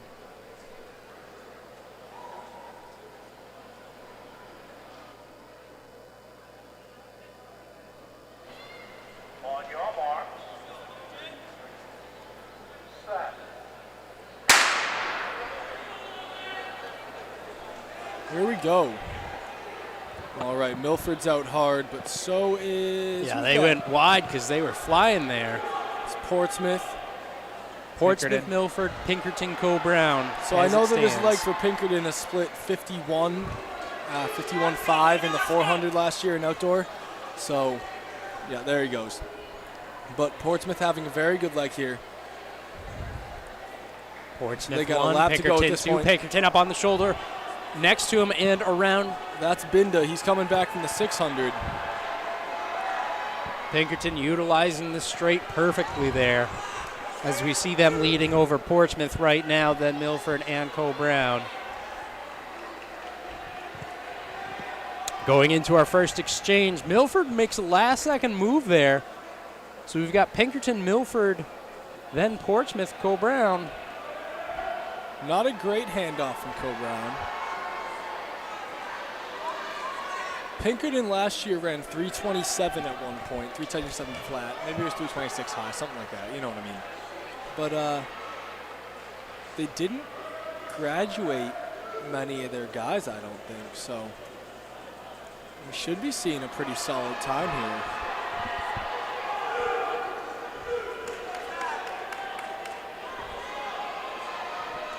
Pinkerton, Milford, Portsmouth, all within striking distance of each other, especially with some of the handoffs we've seen this season. Pinkerton with a slight edge as Portsmouth looking to make a pass over Milford. Doesn't quite accomplish it, but gets right on the shoulder there. Right going into a handoff. Pinkerton's going to be handing off to the their 1K guy who wore the hat.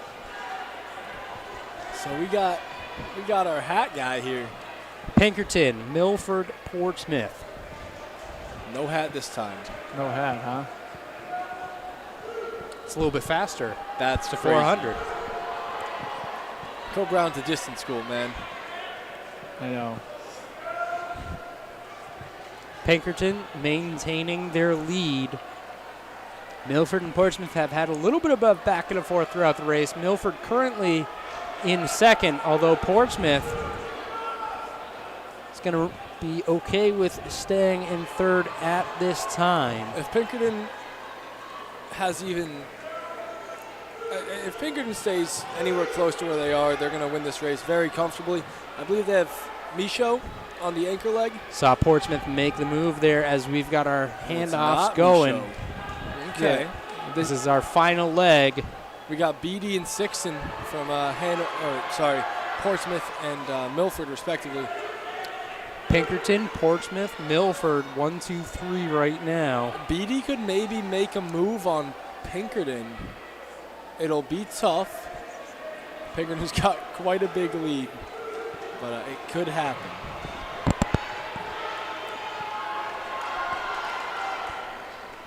And, whoa. Co-Brown working to not be a lap down. So Londonderry is not in this. Not sure why I said it. Pinkerton is out in front. Bit of a rivalry there, isn't there? So Pinkerton having to deal with some lap traffic here as they have the bell and they're on the finishing straight. Nothing to worry about now out in lane 2. Pinkerton takes this Portsmouth not too far behind.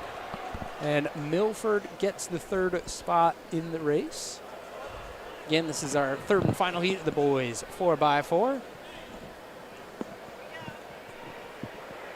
It's figure out where Cole Brown's at. Gonna wait for some of these times to get readjusted. Co Brown was kind of up in the mix there. Yeah, throwing see some that? things Cole off. Brown, baby. We won the heat. Not true. Well, I mean, Gonna it wait for says that it to right get there, sorted doesn't it? out. We got 4 heats of the women of the girls 4x160 coming up. So final times for that heat, I can throw them up now as they're corrected. Pinkerton 344.91, Portsmouth 346.52, Milford 349.37, Cole Brown 411.54. And like you said, 3 heats, 4 heats, 4 heats. How many heats? 4 heats Four. of the 4 heats of the girls. The last 3 only have 2 teams in them. It Wow. appears. A little bit of one-on-one racing. Yeah, the 4x160s makes it hard to stack the lanes up. Quick race. First heat we have Hanover in lane 1, Londonderry in lane 2, and followed by Co Brown in lane 3.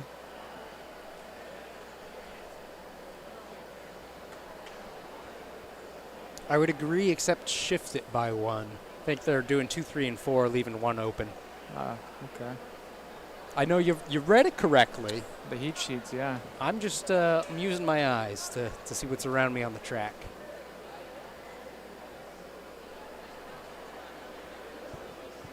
Well, after this first leg, they'll all end up in lane 1 or lane 2 if they end up passing.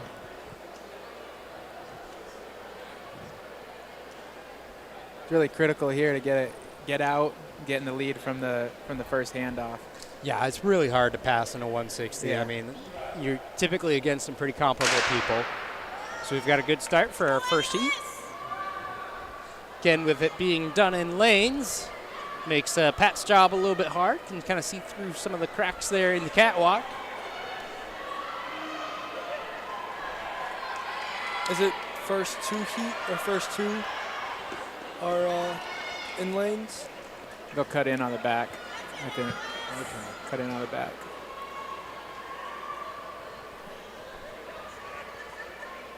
No?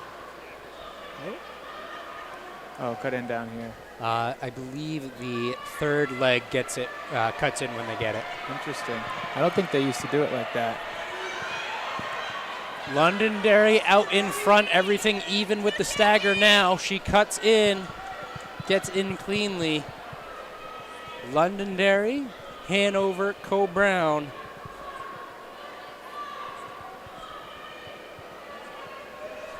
Londonderry making a big lead. Co Brown on the shoulder again, as we stated, hard to pass here. Probably would just swing out wide as Londonderry gets the bell. Co Brown, Hanover virtually tied at that point. Co Brown ends up in front. But right now it's Londonderry well out. And Londonderry will go ahead and take heat number 1 of the girls 4x160. Co Brown managed to catch up a little bit there, with Hanover not far behind. And take a look at the times. We got Londonderry 134.68, Co Brown 136.64, Hanover 137.37.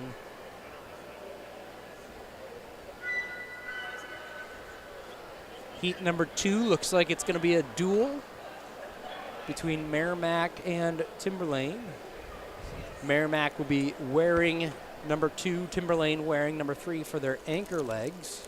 I like these duels. It's a little rough if it's a big gap though.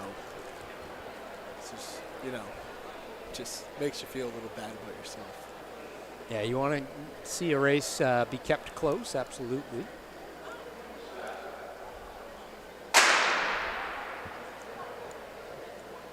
Fair start as we see him come around the corner. See what Patrick can pick up from above.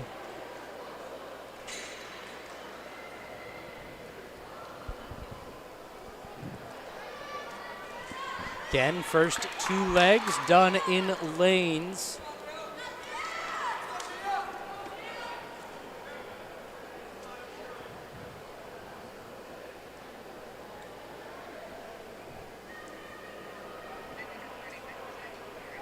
It's interesting though, because The lanes are staggered. Everything's staggered, so it's even, except for where the handoff is. So that can play into a strategy, knowing what lane you are in ahead of time, as we see Timberlane pass off before Merrimack, and they should be able to cut in now. As we see them both now running in lane 1 with Timberlane out in front of Merrimack.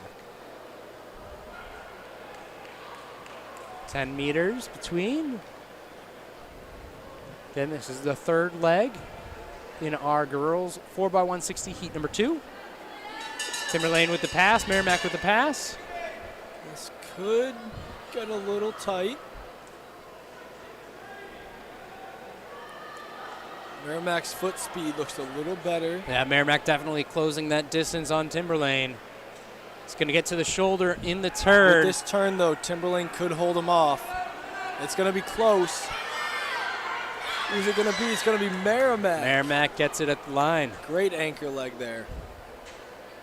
Yeah, they worked well to close that distance and then put themselves in the perfect position coming off of that turn. Ooh, look at this. Get it done. And we This saw is fun.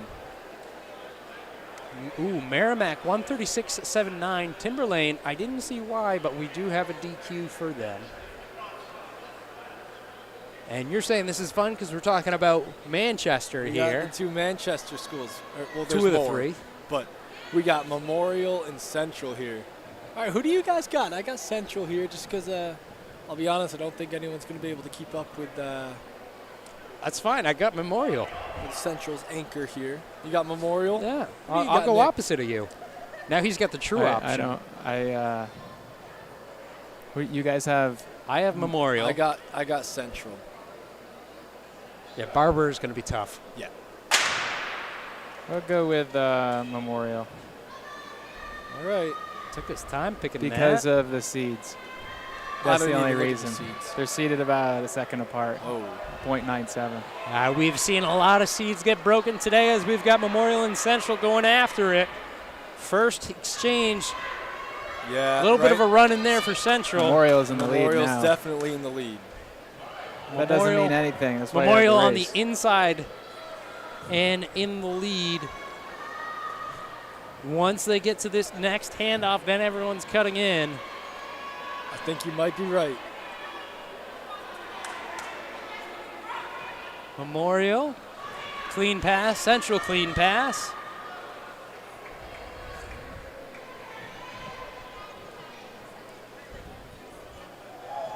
They maintain distance between each other. Looking to go into our final exchange.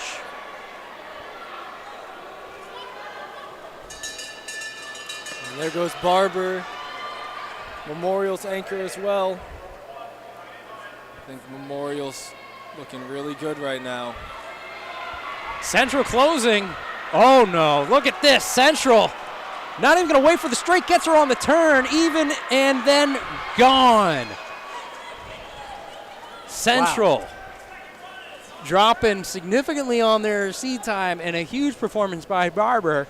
You were right on that one. Thank I you. wasn't going to necessarily disagree, but it was two Thank teams you had first pick. Very impressive You had run first there. pick last time, so we take our turns. Central 130.12 over Memorial. Here. We got another interesting Yeah. battle. We got North versus Portsmouth, right? But in this anchor leg, you're going to have Janelle Thomas and Miriam Nada, 2 of the fastest girls in the state, matching up against each other. What are the seed times going in? 128.5 for North and 128.78 for Portsmouth. So right there with each other. It is probably going to come down to that anchor leg. I mean, North right now And is North- off to a huge start and over that's them. Juris of North. So Juris just had a great race. Again, first 2 legs done in lane. North making up that stagger and then some. We did see a comeback in the previous heat, though. We'll see what Portsmouth has in store This if is they a can bit battle of back a on bigger North. lead for North than it was for Memorial. North is clean. Both get it off in the exchange zone. North with a little bit cleaner over Portsmouth. Third leg with the baton. Less than 10 meters between them. Stay with this shot. Both good handoffs. It's Thomas versus Nada. Thomas has the advantage here. It's interesting. Portsmouth handoff a little bit smoother. But Portsmouth is right on the shoulder. North out Good wide. to the inside. North going to go ahead and take heat number 4. Fourth and final heat of the girls 4x160s. Heat 2 won that, though. Or Heat 3, excuse me. Central overall. Central won it all? Yeah. Wow. Yeah, take a look at those times. North 130.30, Portsmouth 130.60. Like 130.12 or something. Heat 3, I think. So on to the boys, the final event of the day. We got a one-on-one here between Milford and Co. Brown. We got 7 heats. Oh boy. Going out with a bang. Could have probably had a few heats of triples, but No. Duels. nothing but the Dual duels. meets. Fair start for Milford Co. Brown. Co. Brown in the red. See what Pat can see at this angle. Again, the first 2 legs are done in lanes.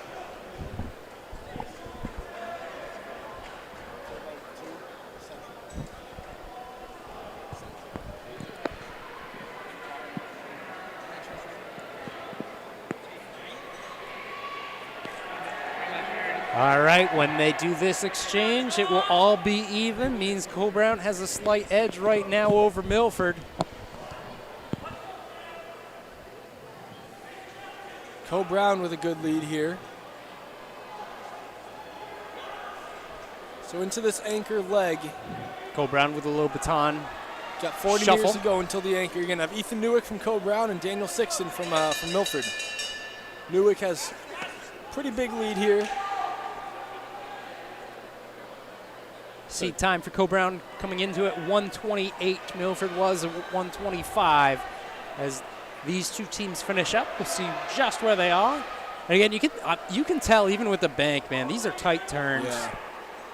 You could see Huge improvement there from Co. Brown, actually. yeah, Co. Brown's anchor was kind of, It was flailing his arms on those turns. It was about a 4-second improvement over their seat time and then some. So Co. Brown 121.13, Milford 123.75.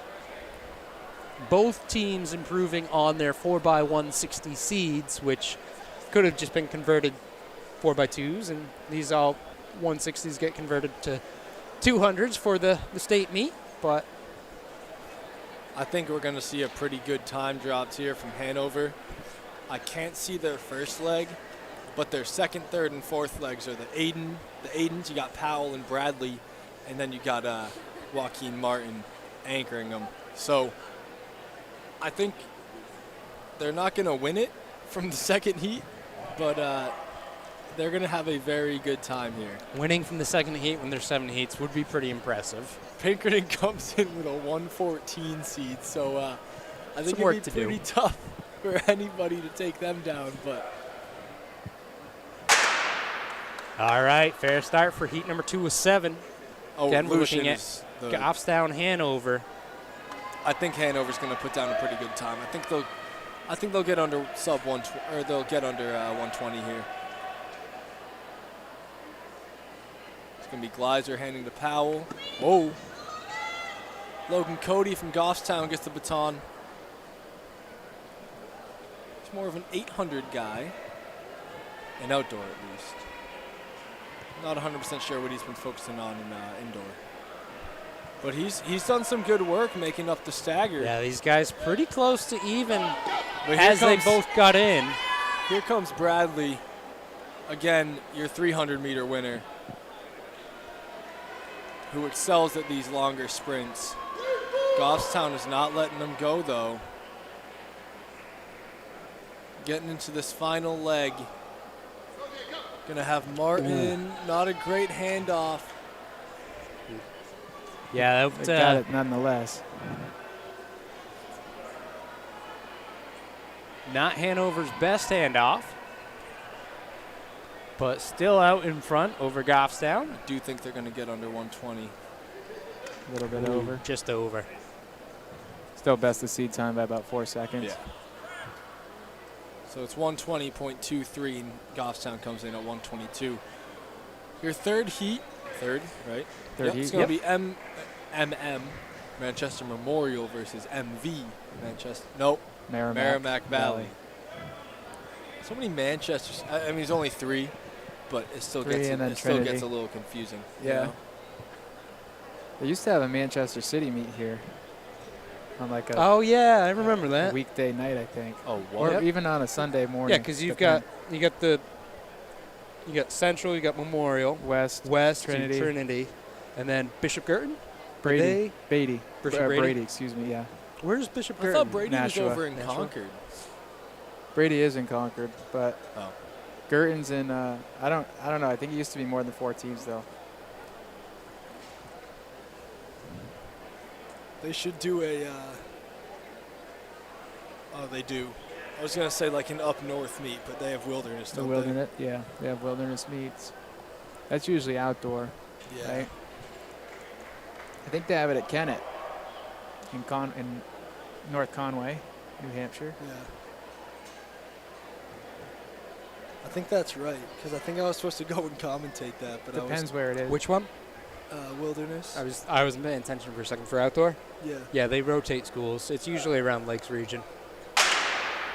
All right, heat Yeah, I number couldn't go to 3. That, though. Had prior I commitment. guess one year it was at Belmont, so I think I officiated there. So MV, the alma mater of my roommate in college, Bishao Thapa. They're gonna get the pass off. That's the guy who first. came up to us. Yeah. But I think with this stagger, I mean, do think they were pretty Memorial's got even. the lead. Not anymore though, as we see Memorial get around with that stagger. Everything will be even once they hand off here, but Memorial is out in front of Merrimack Valley. Might have taken off a little early. Oh, Merrimack Valley DQ'd. disqueued. Yeah, that's a new thing. Disqueued. Disqueued. Yeah, they got disqueued there. Not a great sight. Disqualified there, DQ'd. Now, okay, so if you get disqueued, are you staying on the track for your Yeah. anchor leg? Oh yeah, Yeah, you go run, you go compete, Yeah. finish it up. you still do. I mean, they don't they might know, but they don't know for certain. Or like the anchor probably saw it and saw the red flag and everything. But when it's close, you don't always know. So Memorial, though, putting down a pretty good time here. Are they going to beat Hanover? I don't think so. Nope. yeah, it was a 121 high, right? Yeah, so Hanover still got the lead here. I'm sure once we get down to Pinkerton. Oh, here's Wyndham. Wyndham and 121. Londonderry. 121.37 for Memorial. MV as stated. DQ for handoff out of the zone violation. Heat 4 up next. We have Wyndham and Londonderry on the track. So you got the state's leading 300-meter runner here, anchoring for. Maybe he's not anchoring. Maybe he's third leg. Does he have a sticker on? No. There you go. So he isn't anchoring. Doubling back after the 6. Yeah. Fun stuff. He's a stud soccer player too.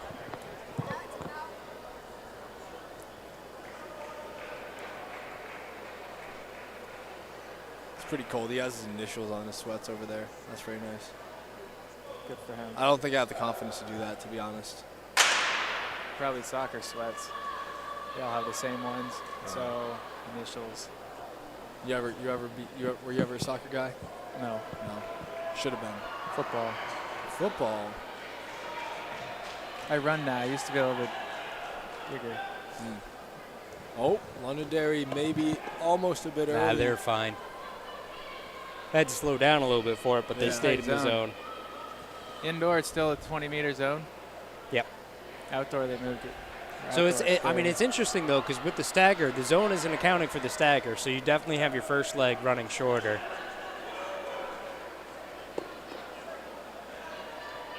Yeah, that's where you put your 55 runners who run out of breath on the first leg. Here we go. We got a close one though. Londonderry over Wyndham right now. Wyndham out wide. Londonderry with the red shorts. Wyndham with the pass. Whoa. Little sketchy there. Wyndham now in front. Londonderry not going away. Londonderry on the shoulder. Can't get around before the turn. Wyndham with the advantage on the turn. Londonderry Who's still gonna out take wide. Wyndham. Wyndham's going to hold on to it. Wyndham I think Hanover still has it, though. taking heat number 4. Yep. Hanover's still in the lead. 120.68 for Wyndham. Londonderry 120.93. In this heat, you're going to have Nashua North and Manchester Central. Did we already see Central? No, we saw them in the girls.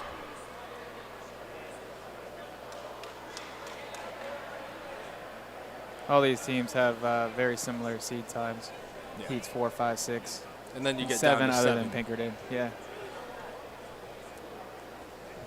Pinkerton, I want to say, did they break the 4x1 record last year? So it's an interesting question. Matt actually asked what the state record is for the 4x160. Yeah. I don't know 4x160 because we now do the 4x2, Right. so I'm not sure what that record is. You're talking 4x1? Yeah. I thought they broke it last year. I can't recall. I mean, I could probably bring it up, but right now I'm a little bit. We're working on this meet. I'm right now. invested in this race, man. I am too. I'm a big Manchester Central fan. We've got here. Central, we've got North. Shout out Rory Curran. 0.08 of a second between their seed times. Although Central out pretty good right now.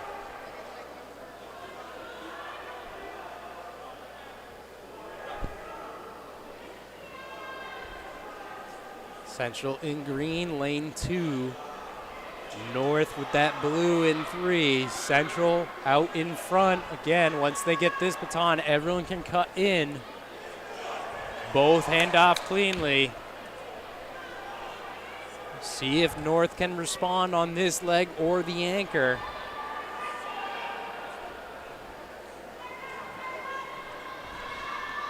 I think Central's definitely looking pretty good. Had to slow down a little bit for the baton.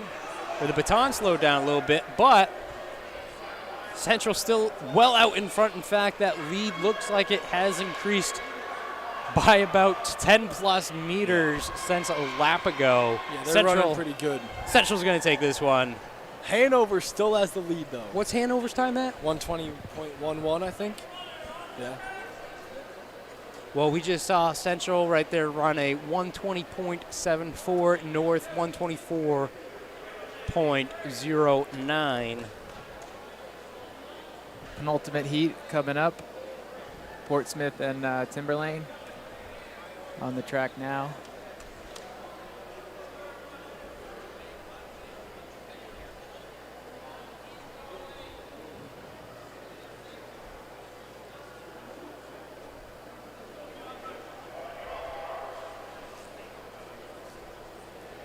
So I just brought up the 4x1. It is Memorial with a 42.5. 2015. Yeah.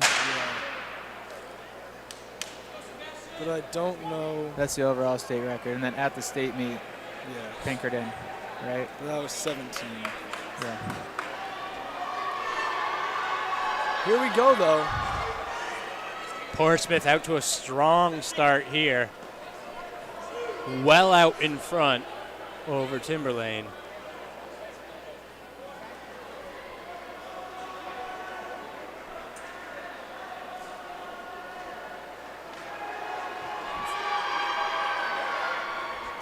Portsmouth still Took off a little huge early. gap.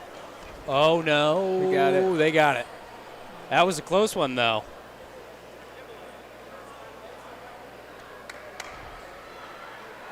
Shout out that guy again.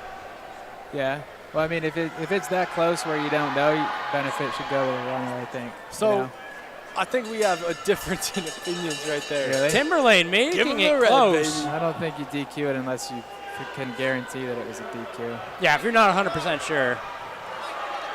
Oh, Portsmouth, Timberlane Portsmouth in front. Timberlane's closed this. They're not going to be able to get it by the line, but they did a great job of getting back in the mix. And they both get under 120 there.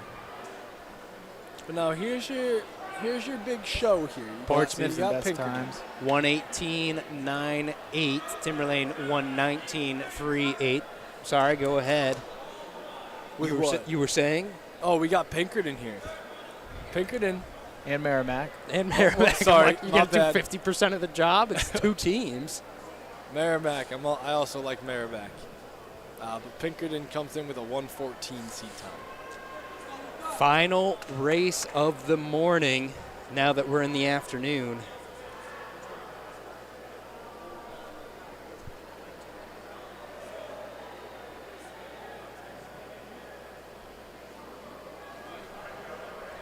Pinkerton coming in with seat time 114.26, Merrimack 119.76. So on paper, Pinkerton should be out handily, but we'll see how things play out. Some of these duels can end up being a little bit closer than what is said on paper. And they're off. Again, Pinkerton in the white, Merrimack in the blue.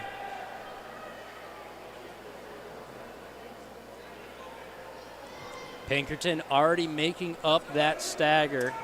Again, first two legs in lanes, handoff identical time. Different area of the zone.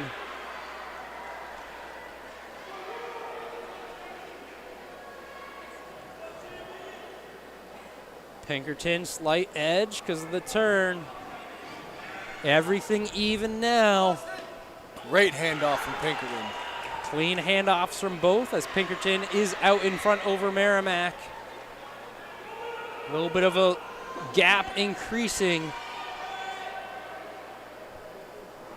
Going into the final handoff. And here comes Morrison.